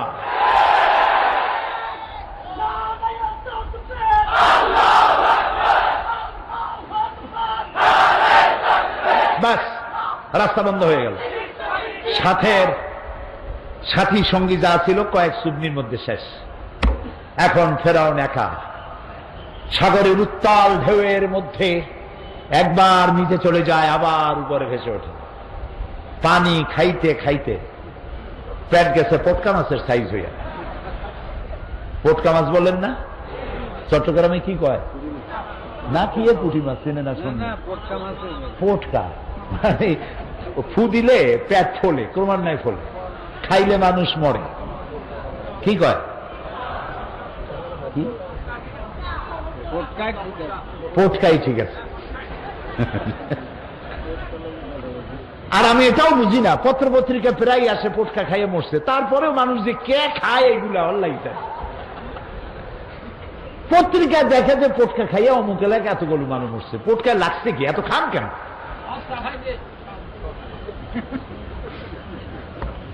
সস্তা পাইতে খাইতে হবে। আচ্ছা, যাই হোক, ফেরাউন দেখলো আর তো উপায় নাই। ফেরাউন বলছে, আমানতু আন্নাহু লা ইলাহা ইল্লাল্লাযী আমানাত বিহি বানু ইসরাঈল। ও আল্লাহ, আমি ঈমান আনলাম ওই ইলাহের উপরে যার উপরে ঈমান এনেছে বনি ইসরাঈলেরা। আল্লাহরে বুঝাইতেছে যে তুমি যদি না বোঝো তাহলে তুমি এভাবে বোঝো যে বনি ইসরাঈলেরা যে আল্লাহর উপর ঈমান আনছে, আমি কিন্তু সেই আল্লাহর উপর ঈমান আনছি। ও আনা মিনাল মুসলিমিন, আর আমি তো মুসলমান। আল্লাহ, এরপরেও তুমি আমার চুবাও কে? আল্লাহ তাআলা বলছেন, আন এখন ওয়াকাদ আসাইতা ক্বাবলু ওয়া কুনতা মিনাল মুফসিদিন। দেখেন আল্লাহ তাআলার বাচন ভঙ্গি কি সুন্দর। ফেরাউন বলতেছে আনা মিনাল মুসলিমিন, আমি হলাম মুসলমানদের একজন। আল্লাহ কয় ওয়া কুনতা মিনাল মুফসিদিন, তুই তো সন্ত্রাসী। কি আর মুসলমান? তুই তো সন্ত্রাসী। সারাটা জীবন আমার নবীকে জ্বালাইছো, আমার গোলামদেরকে জ্বালাইছো। বেটা, তোরে আজ আমি ছাড়বো না, তোরে মারবো। তুই মরবি, তবে তো শরীরটা বাঁচাবো। আলিয়াউমা নুনাজ্জিকা বিবাদানিক, আমি তো শরীরটারে বাঁচায় দেব। পানিতে নষ্ট হবে না, জলচর প্রাণীরা খাবে না, মাটিতে নষ্ট হবে না, পোকা মাকড়ে খাবে না। আমি তোরে শুটকি বানাইয়া রাখবো কিয়ামত পর্যন্ত, যাতে পৃথিবীর সব স্বৈরাচারেরা তোরে দেখে যেন শিক্ষা নিতে পারে। ওই আল্লাহ আছে না নাই? আরো জোরে বলো। সেই আল্লাহই আছে। বর্তমানে নব্য ফেরাউন, নব্য নমরুদ, পৃথিবীর নতুন নতুন স্বৈরাচার যারা হবে, আল্লাহ তাদের ইন্তেকাম নেওয়ার জন্য আমার আল্লাহ যথেষ্ট। ঠিক না? প্রিয় ভাই সব, চলুন মিশর থেকে ফিরে আসি বাংলাদেশে। আবার সময় হলে সেখানকার কথা আরো শোনাবো ইনশাআল্লাহ। বলতেছিলাম যে আল্লাহ রাব্বুল আলামিন, আল্লাহ রাব্বুল আলামিন এই পৃথিবীর মানুষগুলিকে ধনী এবং দরিদ্র দুই ভাগে ভাগ করেছেন। সেই ধনী এবং দরিদ্র দুই ভাগে ভাগ করে শ্রেণী হয়েছে। এই শ্রেণীগুলিকে সমভাবে অর্থনৈতিক বিলি বন্টনের ব্যবস্থাও করেছেন আল্লাহ তাআলা নিজেই। এবং আল্লাহর দেওয়া ব্যবস্থাপনার চাইতে সুন্দর ব্যবস্থাপনা পৃথিবীতে আর হতে পারে না। ইসলাম প্রচারের প্রথম দিনেই আল্লাহ রাব্বুল আলামিন মানুষকে জানায় দিলেন মানুষের জন্য মানুষ চায়, ক্ষুধার সময় খাবার চায়, আর ভীতির সময় কি চায়? নিরাপত্তা। বলেন কি চায়? আল্লাহ রাব্বুল আলামিন কোরআনে কারীমের মধ্যে বলেছেন, ফালইয়াবুদু রাব্ব হাযাল বাইত আল্লাযী আত'আমাহুম মিন জু'ইন ওয়া আমানাহুম মিন খাউফ। কাবা শরীফের দরওয়াজায় এই সূরাটি লেখা আছে। কাবা শরীফের ভিতরে আল্লাহ রাব্বুল আলামিন আমার জীবনে একবার ঢোকার তৌফিক দিয়েছিলেন, আলহামদুলিল্লাহ। আমার চোখের সামনে অনেক রাজা বাদশা আমার চোখের সামনে ঢুকছে। জীবনে বহুবার আল্লাহ নিয়েছেন। বাইরে দাঁড়াই এতিমের মতো কাঁদছি যে আল্লাহ, এই ঘরটার মধ্যে যদি একবার ঢুকতে পারতাম। কুয়েত এবং ইরাকে যেবার যুদ্ধ বাঁধল, সেই যুদ্ধের মীমাংসা বৈঠক আহ্বান করলেন বাদশাহ ফাহাদ। তাতে পৃথিবী থেকে 400 মেহমানদেরকে দাওয়াত দিলেন মীমাংসা বৈঠকে। কেমনে কেমনে আমার মতো একটা ভাঙ্গা ছেড়া মানুষও দাওয়াত পাইল। আমি তখন যখন প্লেনে উঠেছি, তখন আমার মনের মধ্যে একটা চিন্তা হলো, সারা জীবন যে আশাটা করতেছিলাম, আল্লাহ যদি এইবার এটা পুরো করতেন। আমাদেরকে হোটেলে নিয়ে জায়গা দেওয়া হলো। এশার নামাজের পর একটা ব্রিফকেস দিল সমস্ত মেহমানদেরকে। ব্রিফকেসের ভিতরে কাবা শরীফের গেলাপ পাইলাম, আতর পাইলাম, জায়নামাজ পাইলাম, আর পেলাম অনুষ্ঠান সূচি। অনুষ্ঠান সূচিতে লেখা 3 দিনের সমাপনী দিবস, 3 দিন কনফারেন্সের শেষ দিন। ওটা বৃহস্পতিবার দিবাগত রাত। শুক্রবার সকাল 7:30টায় মেহমানদের জন্য কাবা শরীফের দরজা খুলে দেওয়া হবে। আমি তো পড়িয়া আমার চোখে তখন পানি এসে গেছে। বৃহস্পতিবার রাত্রে সকালের অপেক্ষার করিনি, গোসল করে নতুন কাপড় চোপড় পরে সারা রাত তাওয়াফ করেছি, নামাজ পড়েছি, সকালের অপেক্ষা করেছি। ফজরের নামাজের পরই আর্মি এসে ঘিরে ফেলেছে কাবা শরীফ। যারা ভেতরে তাওয়াফ করতেছিল তারা বেরিয়ে গেল। মাতাফের কিছু জায়গা তারা আটকে ফেললো, বাইরের থেকে তাওয়াফ হবে। কাবা শরীফের পাশটা খালি। প্লেনে ওঠার মতো বিরাট সিঁড়ি এসে হাজির হয়ে গেল। আমি তো সারা রাত থেকে তৈরি, আমার চিন্তা আমি আগে উঠব, কিন্তু পারলাম না। তৎকালীন আজাদ কাশ্মীরের প্রেসিডেন্ট সর্দার আব্দুল কাইয়ুম উঠে পড়লেন আগে। 2 নম্বরে উঠলেন রাশিয়া এবং আফগানের যুদ্ধের নেতৃত্ব দিয়েছিলেন আব্দুর রব আস-সাইয়াফ আর-রাসূল। তিনি আফগান মুক্তিযুদ্ধের সর্বাধিনায়ক, তিনি উঠলেন। 3 নম্বরে আল্লাহ তার গোলামকে চান্স করে দিলেন। ভিতরে ঢুকে তখন তো আর কাবা একদিকে নাই, চারোদিকে কাবা। চারোদিকে দুরাগাত নামাজ পড়ে আল্লাহর ঘরের মাঝখানে সেজদায় পড়ে গেলাম। প্রায় আধা ঘন্টা জনমের মতো কাঁদলাম, যা মনে আসলো বলতে থাকলাম।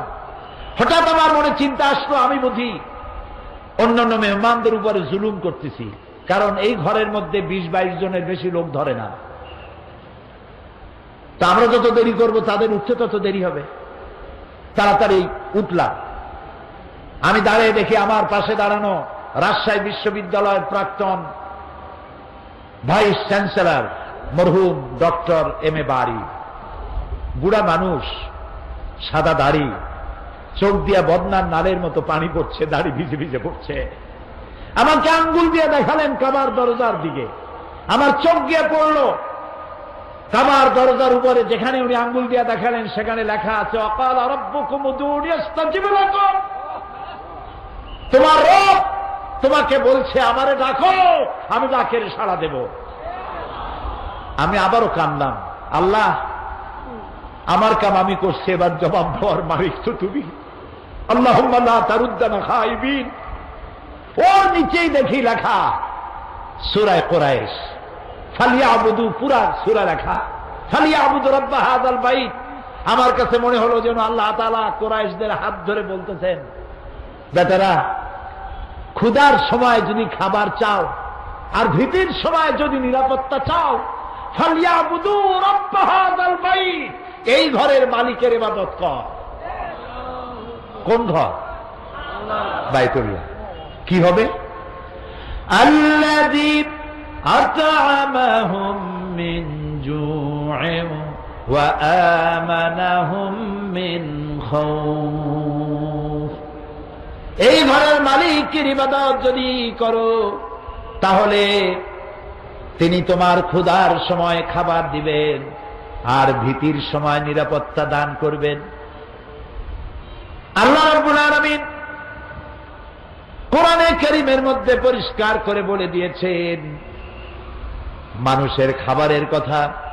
এই পৃথিবী সৃষ্টি করে মানুষের সকলের খাবারের বন্দোবস্ত আল্লাহ করে দিয়েছেন। ইসলাম শুধু নামাজ রোজা হজ যাকাতের ধর্ম নয়। নামাজ রোজা হজ যাকাত তো বটেই, আপনাকে কাজ করতে বলা হয়েছে। প্রিয় ভাই, সব কিছু জিকির আজকার, টুপি, মেসওয়াক, দাড়ি, এগুলি শুধুমাত্র ইসলাম নয়। এগুলো ইসলাম, তবে শুধুমাত্র ইসলাম নয়। কথা কি বুঝে আসতেছে? ইসলাম বলছে তোমাকে কাজ করতে হবে। ফাইযা কুদিয়াতিস সালাত ফান্তাশিরু ফিল আরদ। যখন নামাজ পড়া হয়ে গেল, আর বসে থেকো না, বেরিয়ে যাও। কে বলতেছেন? এ মাহফিলে যদি কোনো অফিসার থাকেন, অফিসারদেরকে বলবো, বেলা 1টার সময় নামাজ পড়ার জন্য আপনি মসজিদে চলে যান, নামাজ পড়ুন, ফরজ আর সুন্নত। জোহরের নামাজে নফল পড়বেন না, কারণ নফল পড়লে, তাসবিহ তেলাওয়াত করলে যে সময়টুকু নষ্ট করবেন, বেতন পুরোপুরি নেবেন, বেতন হালাল হবে না।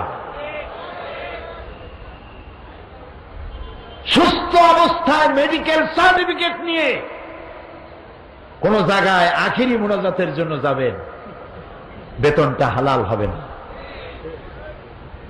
অর্থাৎ ফাঁকি দিতে পারবেন না। আখিরি মুনাজাত তো এখানেও হয়, উল্টা পাল্টা বুঝবেন না। ফাইযা কুদিয়াতিস সালাত ফান্তাশিরু ফিল আরদ। আল্লাহ তাআলা বলছেন, নামাজ শেষ হয়েছে, বাইরে যাও। কোথায় যাও? আমার জমিনে ছড়িয়ে পড়ো। খেতে যাও, খামারে যাও, অফিসে যাও, আদালতে যাও, কলে যাও, কারখানায় যাও, কাজ করে খাও। অবতাগু মিন ফাদলিল্লাহ, আর আমার অনুগ্রহ অনুসন্ধান করো। আমি যত রুজি ছড়ায় রাখছি, এগুলি রোজগার করো, এগুলি কামাই করো। সুবহানাল্লাহ। ইসলাম কাজের কথা বলে, কাজ করে খাও। পৃথিবীতে একজন নবী নাই যিনি কাজ করে খান নাই। আজকে ইমামদের একটা সম্মেলনে আমি এই বক্তব্য রেখেছিলাম।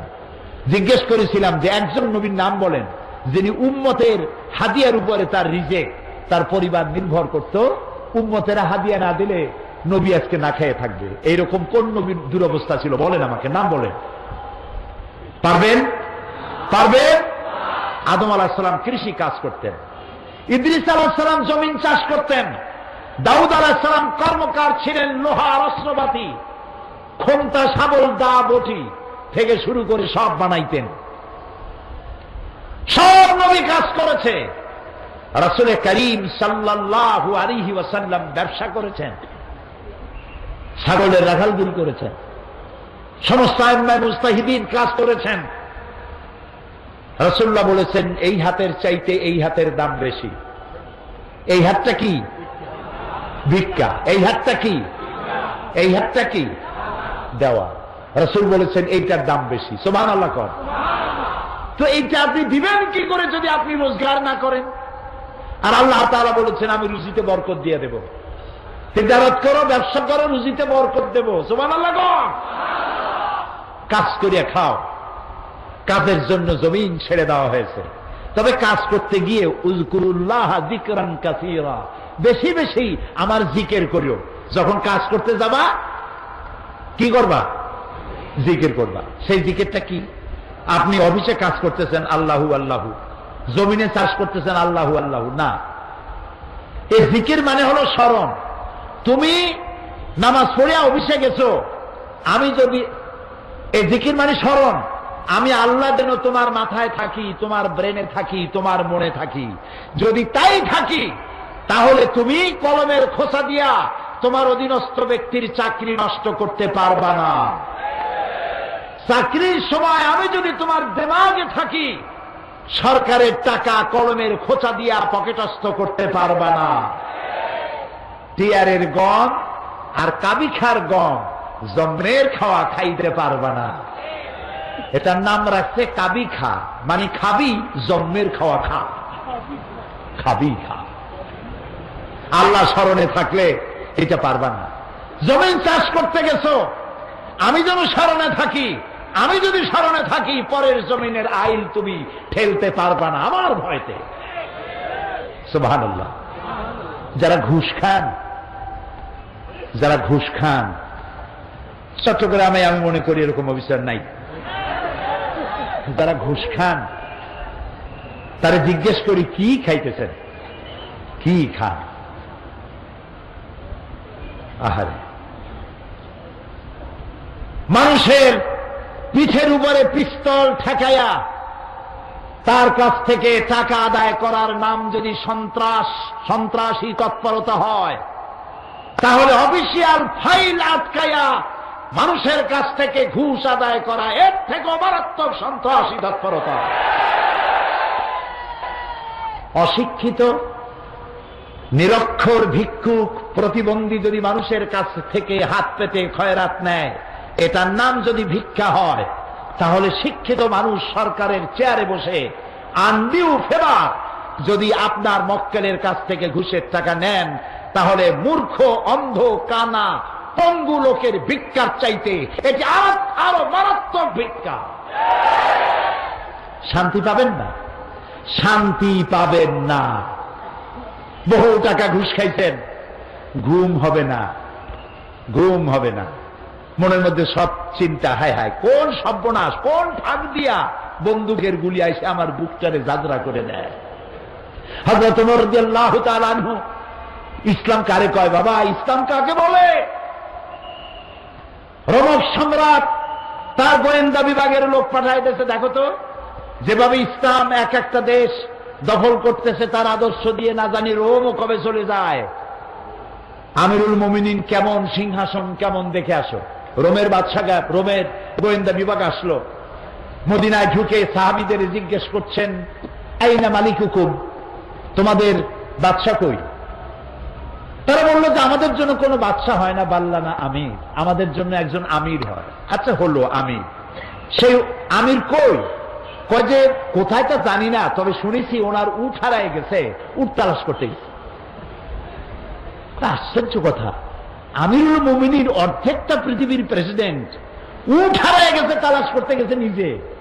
কোন দিকে গেছে? কয় শুনছি এই দিকে গেছে। গোয়েন্দা বিভাগের প্রধান সেই দিকে গেল, যাইয়া দেখতে পেল সাথে একটা লোক গেছিল, যাই দেখে একটা উট গাছে বাঁধা, আর গাছের তলে একটা লম্বা মানুষ শোয়া। যখন শুইছিল তখন হয়তো গাছের ছায়াটা ছিল, বেলা গড়ে গেছে, গাছের ছায়া সরে গেছে, রোদের মধ্যে হাত মাথার তলে দিয়া শোয়া, উট বান্ধা, আর কপালের ঘামে মাথার নিচের বালি ভেজা। সাহাবী বললেন, এই হচ্ছে আমাদের আমিরুল মুমিনিন ওমর ইবনুল খাত্তাব রাদিয়াল্লাহু তাআলা। রোমের গোয়েন্দা বিভাগের প্রধান স্বাগতোক্তি মুখ থেকে বেরিয়ে গেল, ওমর আমার দেশের প্রেসিডেন্ট রাতের বেলায় দুর্গে ঘুমায়, চতুর্দিকে দুর্ধর্ষ সেনাবাহিনীরা বন্দুক উঁচু করে পাহারা দেয় সারা রাত, তারপরেও আমার বাদশার ঘুম হয় না। কোন ফাঁক দিয়া গুলে এসে পৈতৃক সম্পত্তি, জীবন পাখি উড়ে যায়, আর তুমি কোনো পাহারাদার নাই, কোন লোক নাই, জন নাই, এই নির্জন মরুভূমিতে একা একা শুয়ে আছো। নিশ্চয়ই তুমি তোমার জনগণের হক আদায় করেছো, তাই তোমার পাহারাদারের দরকার নাই। যিনি তোমারে বানাইছে সেই আল্লাহই তোমার পাহারাদার। এর নাম ইসলাম। শুধু নামাজ রোজা হজ যাকাতের নাম ইসলাম নয়, এর নাম ইসলাম। রুজি রোজগার করার জন্য সমস্ত নবীরা কাজ করেছেন, সাহাবায়ে কেরাম কাজ করেছেন, ক্ষুধায় কষ্ট করেছেন, ক্ষুধার যন্ত্রণায় ছটফট করেছেন সাহাবায়ে কেরাম। নবী করিম সাল্লাল্লাহু আলাইহি ওয়াসাল্লাম দুয়ারে দুয়ারে খাবার পৌঁছাইছেন, নিজে কষ্ট করেছেন। প্রিয় ভাই সব, হযরত ওমর রাদিয়াল্লাহু তাআলা আনহু মসজিদ নববীর ভিতরে বসে দেখলেন জোহরের সময় কয়েকটা লোক বসা, আসরেও তারা, মাগরিবেও তারা, এশায়ও তারা, পরের দিন ফজরেও তারা। জিজ্ঞেস করলেন, এই বেটারা তোমরা কারা? প্রত্যেক নামাজে এক জায়গায় দেখি। বলল যে আমরা আল্লাহর ইবাদত করি, জিকির আজকার করি। তো তোমরা খাও কি? কয় যে আল্লাহ ভরসা করে আছি, আমাদের এই জায়গায় জিকির আজকার করতে দেখিয়া এলাকার লোকেরা রান দিয়ে আমাদেরকে খাওয়া। কয় তাহলে তো তোমরা আল্লাহরে ভরসা করো না, তোমরা তো মানুষের উপর ভরসা করে আছো।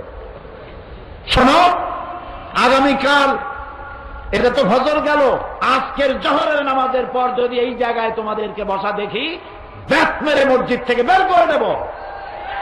এটা ইসলাম নয় যে তুমি কাজ করবে না, বসে বসে খাবে, এর নাম ইসলাম নয়। তুমি নিজে কাজ করবে, নিজের জন্য, অন্যের জন্য কাজ করো, এটি হলো ইসলামের নির্দেশ। সুতরাং ইসলাম নামাজ রোজা হজ যাকাত নিয়েই শুধু আসে নাই, এসেছে মানবতার কল্যাণের জন্য, মানবতার মুক্তির জন্য। সুবহানাল্লাহি ওয়া বিহামদিহি, সুবহানাল্লাহি ওয়া বিহামদিহি। আল্লাহ তাআলা রাসূল বলেছেন তিনটা কাম করো। কয়টা কাম? তিনটা কাম করো। আফশুস সালাম ওয়া আতইমুত তুআম ওয়া সাল্লু ওয়ান নাসু নিয়াম তাদখুলুল জান্নাতা বিসসালাম। সুবহানাল্লাহ। আফশুস সালাম, সালামের প্রচলন করো, খালি সালাম দাও। কালকে বলছিলাম না, মনে আছে? এই যে দেখা হইলো আসসালামু আলাইকুম, রাস্তায় দেখা হবে আসসালামু আলাইকুম। হযরতে আব্দুল্লাহ বিন ওমর রাদিয়াল্লাহু তাআলা আনহুমা ঘন বাজারে যাইতেন। একজন সাহাবী তারে জিজ্ঞেস করেন, আচ্ছা আপনি কি রাসূলের ওই হাদিস শোনেন নাই? বলে কোন হাদিস? যে রাসূলুল্লাহ বলেছেন সব থেকে উৎকৃষ্ট জায়গা কোনটা? বলেন। নিকৃষ্ট জায়গা বাজার। এ হাদিস জানেন না? বলে হ্যাঁ জানি। তো বারবার বাজারে আসেন কেন? আমি বড় বড় বাজারে আসি, ওই হাদিস আমি জানি, কিন্তু আমি আসি অন্য কারণে। এইখানে বেশি মানুষের দেখতে দেখা হয় আর কোনো কোনো সালাম দেই, আমার সওয়াব হয় বেশি। আহারে মুসলমান, একজন আর একজনের সাথে দেখা হবে আসসালামু আলাইকুম ওয়া রাহমাতুল্লাহ, বিনা পয়সায় দোয়া। আর একজন কবি ওয়ালাইকুম আসসালাম ওয়া রাহমাতুল্লাহি ওয়া বারাকাতুহু ওয়া মাগফিরাতুহু ওয়া রিদওয়ানুহু ওয়া জান্নাতুহু। সুবহানাল্লাহ। যত বেশি শব্দ প্রয়োগ করবেন ততই 10 করে নেকি হইতে থাকবে। এরপরে হাত মিলাবেন। অনেকে হাত খালি ছোঁয় আঙ্গুলের মাথা, কেউ একটু দেয়, কেউ সবটা দেয়, কেউ সবটা দিয়ে ধরিয়া এরকম ঝাঁকায়। ওর চিন্তা যত ছাকি তত নেকি। এটা একটা বাজে কথা। প্রিয় ভাই সব, রাসূলুল্লাহ বলছেন সালাম দাও, বেশি করে সালাম দাও। ওয়া আতইমুত তুআম, আর মানুষকে খাইতে দাও। জাহান্নামে যারা যাবে কারণ হবে দুইটা, অনেক কারণের মতো কারণ হবে কয়টা? দুইটা। ইয়াতাসাআলুনা আনিল মুজরিমিন মা সালাকাকুম ফি সাকার ক্বালু লাম নাকু মিনাল মুসাল্লিন ওয়া লাম নাকু নুতঈমুল মিসকিন। জাহান্নামীদেরকে প্রশ্ন করা হবে জাহান্নামে আসছে কেন? বলবে দুইটা কারণে, আমরা নামাজ পড়ি নাই আর এতিম মিসকিনকে খাইতে দেই নাই। নাউজুবিল্লাহ। বলেন নাউজুবিল্লাহ। এতিম মিসকিনকে খেতে দিবেন, মেহমানদের দাওয়াত দিবেন, বেশি করে খাওয়াবেন। শুধু নিজেই অন্যের বাড়িতে গিয়ে খাবেন না, মানুষকেও দাওয়াত দিয়া খাওয়াবেন। তাহলে মহব্বত বাড়বে। কি বাড়বে? মহব্বত বাড়বে। আর একটা কি? ওয়াসাল্লু ওয়ান নাসু নিয়াম, আর নামাজ পড়তে দাঁড়াও ওই সময় যখন মানুষেরা সব ঘুমাইয়া যায়। কোন সময়? রাতে। রাতের কোন অংশে? অর্ধে, এরপরে অথবা তৃতীয় অংশে। এই সময় নামাজটা কেন? কারণ আল্লাহর কাছে, মানুষের কাছে, সব মুমিনের কাছে সব থেকে প্রিয়তম কে? সবাইকে বলতে হবে কে? সুতরাং মানুষ যখন প্রেম করে, ভালোবাসা করার জন্য নোটিশ দেয় না, বিজ্ঞাপন ছাপায় না, রেডিও টেলিভিশনে বিজ্ঞাপন দেয় না। প্রেম করে কিভাবে? গোপনে। গোপনে প্রেম করার জন্য আল্লাহর সাথে দিনের কোলাহল আল্লাহ বন্ধ করে দেন। আল্লাহ রাব্বুল আলামিন বলেন, ওয়াজআলনান নাহারা মাআশা, দিন বানিয়েছি রুজি রোজগার করার জন্য, রিজিক কামাই করার জন্য। ওয়াজআলনাল লাইলা লিবাসা ওয়াজআলনা নাওমাকুম সুবাতা, রাত বানালাম আমি তোমাদের জন্য শান্তির বাহন করে, আচ্ছাদন দিলাম, ঘুমকে বাহন করলাম।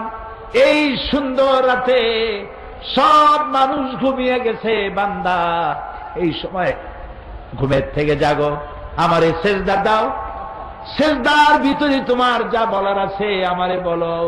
আল্লাহ রাব্বুল আলামিন চতুর্থ আসমানে এসে যান অথবা প্রথম আকাশে আসেন।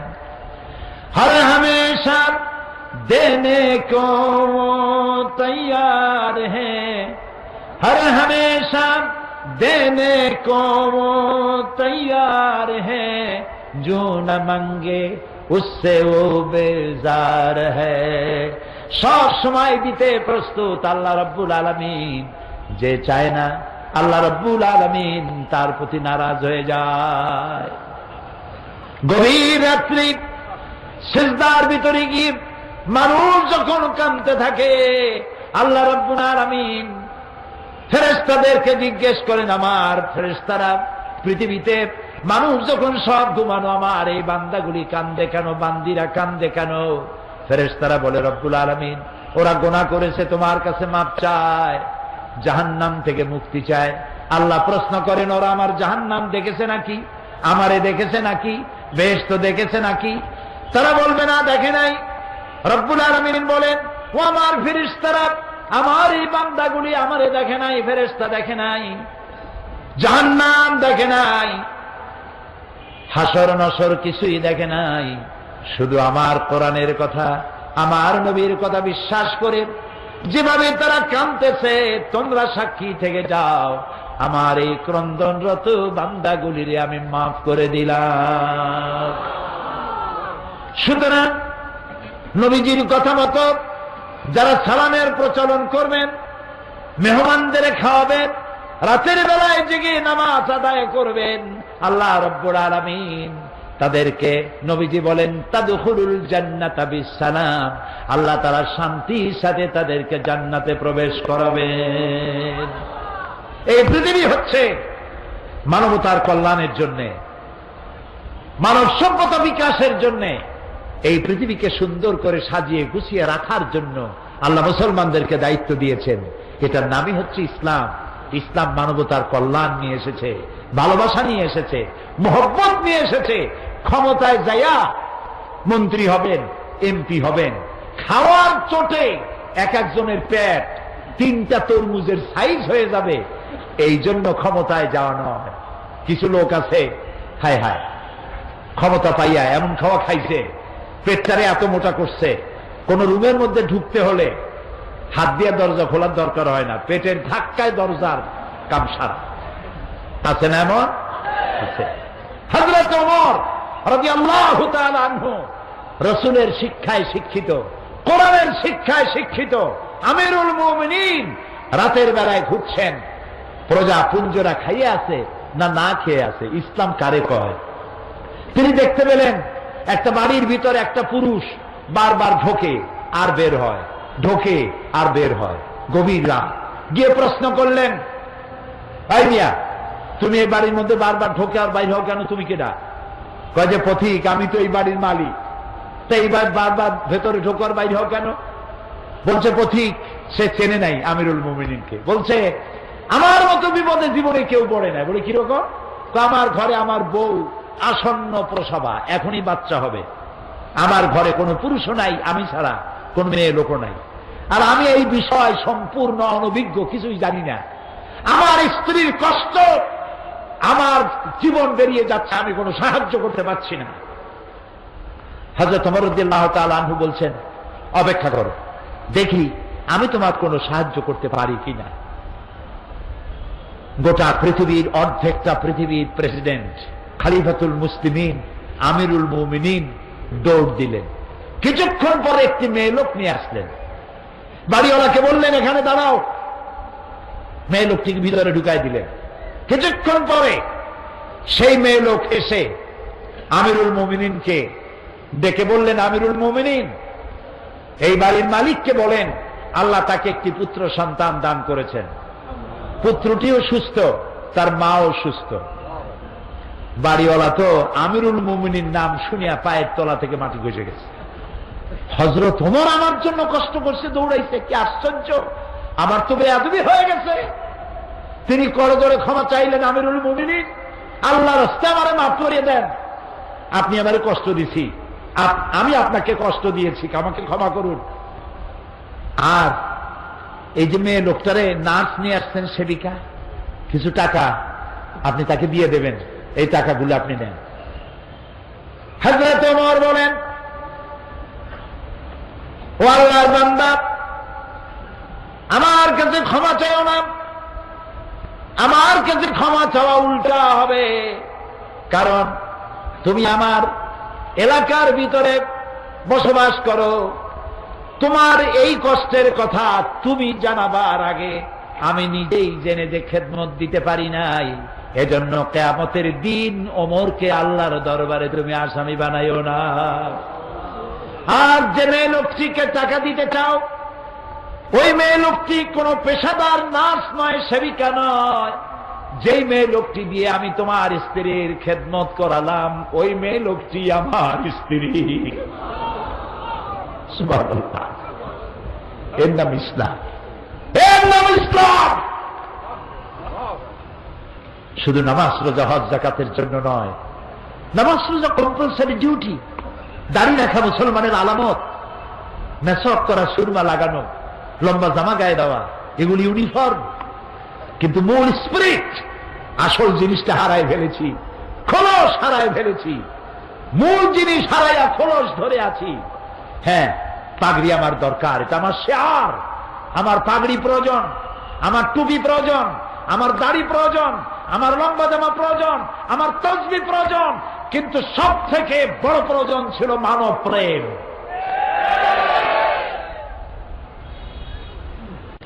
মুসলমান মুসলমানের প্রতি ভালোবাসা, মহব্বত করা, খোঁজ খবর নেওয়া।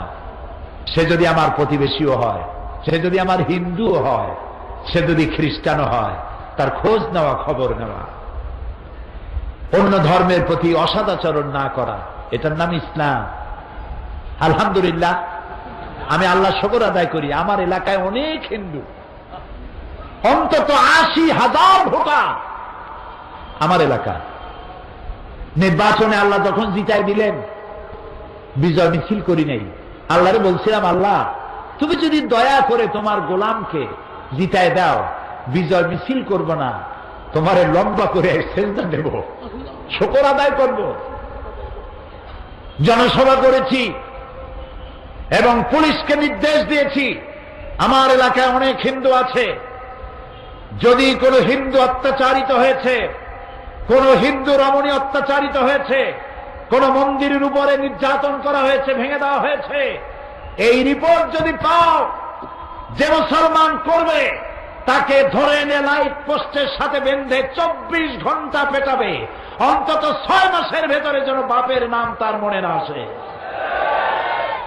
আলহামদুলিল্লাহ, আমার এলাকায় হিন্দুরা, হিন্দু নেতারা আমার মঞ্চে দাঁড়িয়ে বলেন, বিগত 8 বছর মায়ের কোলে সন্তান থাকে যেভাবে নিরাপদে, আমরা সেভাবে নিরাপদে আছি।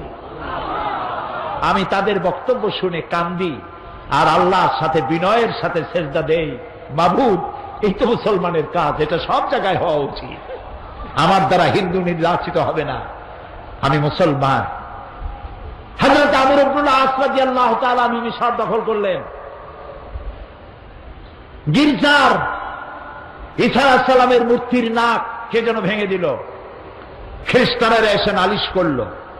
হযরত আমর ইবনে আস রাদিয়াল্লাহু তাআলা আনহু সারা দেশ তোলপাড় করলেন, কে কাজ করেছে ধরো তাকে। আসামি খুঁজে পাওয়া গেল না। আমর ইবনুল আস রাদিয়াল্লাহু তাআলা আনহু তিনি খ্রিস্টানদেরকে ডাকলেন, খাট থেকে তরবারি বের করে পাদ্রীর হাতে তুলে দিলেন। খ্রিস্টানের পাদ্রী, এই নাও তরবারি, আমি তোমার ঈসা আলাইহিস সালাম আমারও নবী, তার নাক কে ভেঙেছে আমি আসামি খুঁজে পাই নাই, কিন্তু তার নাক ভাঙ্গে তোমার কলিজায় খ্রিস্টানদের কলিজা আঘাত দিয়েছে যে দুর্বৃত্ত, তাকে তো আমি পেলাম না, কিন্তু এই দেশ আমি দখল করেছি, আমার নেতৃত্বে দেশ দখল হয়েছে, এই অপরাধের বোঝা আমারও। এই তরবারি নাও, আমি এদের খলিফা, আমি মিশরের গভর্নর, এই তরবারি দিয়ে আমার নাক কেটে দিয়ে মুসলমানের কলিজা আঘাত দাও। পাদ্রী বলল, যেই জাতের মুসলমানদের শাসক পরধর্মের প্রতি এত শ্রদ্ধাশীল, আমি আর খামোখা খ্রিস্টান থাকি কেন? লা ইলাহা ইল্লাল্লাহু মুহাম্মাদুর রাসূলুল্লাহ। প্রিয় ভাই, এর নাম ইসলাম।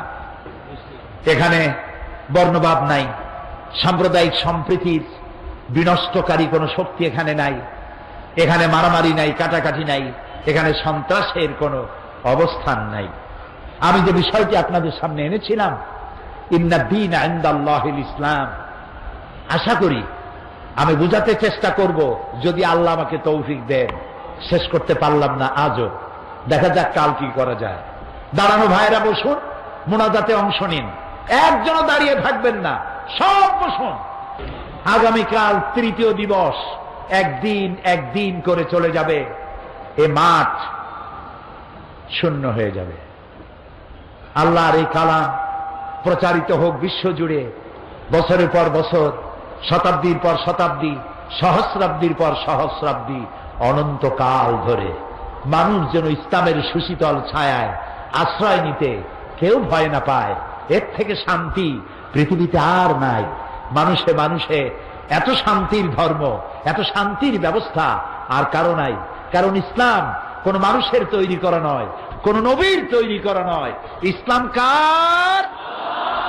আবারও বলুন, আমরা ধন্য সেই ইসলামের মধ্যে আল্লাহ তাআলা আমাদেরকে সৃষ্টি করেছেন। বাকি কথা কাল বলবো। শোনার জন্য ভাই বোন, মা বোন, আত্মীয় স্বজন সবাইকে ডেকে নিয়ে আসবেন, যারা ইসলামকে সন্ত্রাসী, মৌলবাদী, ফান্ডামেন্টালিস্ট, উগ্রবাদী, ধর্মান্ধ এইসব গালাগালি দেয়, রিয়াকশনারি, প্রতিক্রিয়াশীল, ওরা মনে করে এইসব কঠিন কঠিন শব্দ মৌলবীরা বুঝবে না। আমরা যে আবার বুঝি, ওরা আবার তা বোঝে না। আমরা কি, ইসলাম কি, এই বিষয়টাই তুলে ধরবো ইনশাআল্লাহ, এবং এই বক্তব্য ছড়িয়ে যাবে বিশ্বময় ইনশাআল্লাহ, এবং এর দ্বারা হিন্দু, খ্রিস্টান, বৌদ্ধ, উপজাতীয়, নারী, পুরুষ আমরা একই মোহনায় চলে আসব ইনশাআল্লাহ। থাকবে না বিভেদ, থাকবে না সন্ত্রাস, পৃথিবী হবে এক শান্তির ঠিকানা ইনশাআল্লাহ। মোনাজাতের পর আজান হবে, বা জামাত নামাজ পড়ে যাবেন। মাওলানা শামসুদ্দিন আমাদের ভাই, আমাদের বন্ধু, আপনাদের প্রিয়, সর্বজন শ্রদ্ধেয় ব্যক্তিত্ব। তিনি আমার কাছে বারবার বলেন যে, প্রতি বছরই বলেন যে আমরা অনেক ঋণী আছি। তা আমি জানি কোরআনের মাহফিল আল্লাহ ঋণী রাখেন না, তাও কিন্তু আমরা সুবহানাল্লাহ কইতে পারলাম না। আপনাদের কাছ থেকে সুবহানাল্লাহ আমার এরকম আদায় করা লাগে কেন, কোন তো দেখি। আর লাগবে? আলহামদুলিল্লাহ, আলহামদুলিল্লাহ। প্রিয় ভাই, সব মেহেরবানি করে পকেটে করে টাকা নিয়ে আসবেন। এই টাকা কোথায় খরচ করবেন? একদিন মরে যাবেন, একদিন এই চেয়ারে সাইদি থাকবে না, হারিয়ে যাবে একদিন, এটাই স্বাভাবিক। মাওলানা শামসুদ্দিন থাকবে না, সাইদি থাকবে না, যেমন আব্দুল হাদ আল মাদানী, এত বড় নিয়ামত নাই। বাইতুল সর্বের পীর, আমি এইরকম পীর আর দেখি নেই, আমি দেখি নেই, আল্লাহ সাক্ষী আমি দেখি নেই। আহারে, অনুসরণযোগ্য। মুরিদদের পয়সা দিয়ে নিজের বাড়ি বানায় নাই, মুরিদদের টাকা দিয়া সুপার মার্কেট করে নাই, টাকা দিয়া অসংখ্য মসজিদ করেছেন। নিজের বউ, নিজের সন্তান আর নিজের খাবারের জন্য মধু আর আতরের ব্যবসা করতেন। আমি জানি, আমি সাক্ষী। যে বাড়িতে তার স্ত্রী থাকেন, তিনি এখনো বেঁচে আছেন, ওই বাড়িটা 25-30 হাজার টাকা দিয়েও কেউ কিনবে না। সে পীরও আমরা হারাইছি। পীর খালি খালি নাম দিলে হয় না, হিংসার জ্বালায় কেবলমাত্র আমি ইসলাম করি আর কোন ইসলামী দল নাই, এরকম পাগল পৃথিবীতে তিনি ছিলেন না।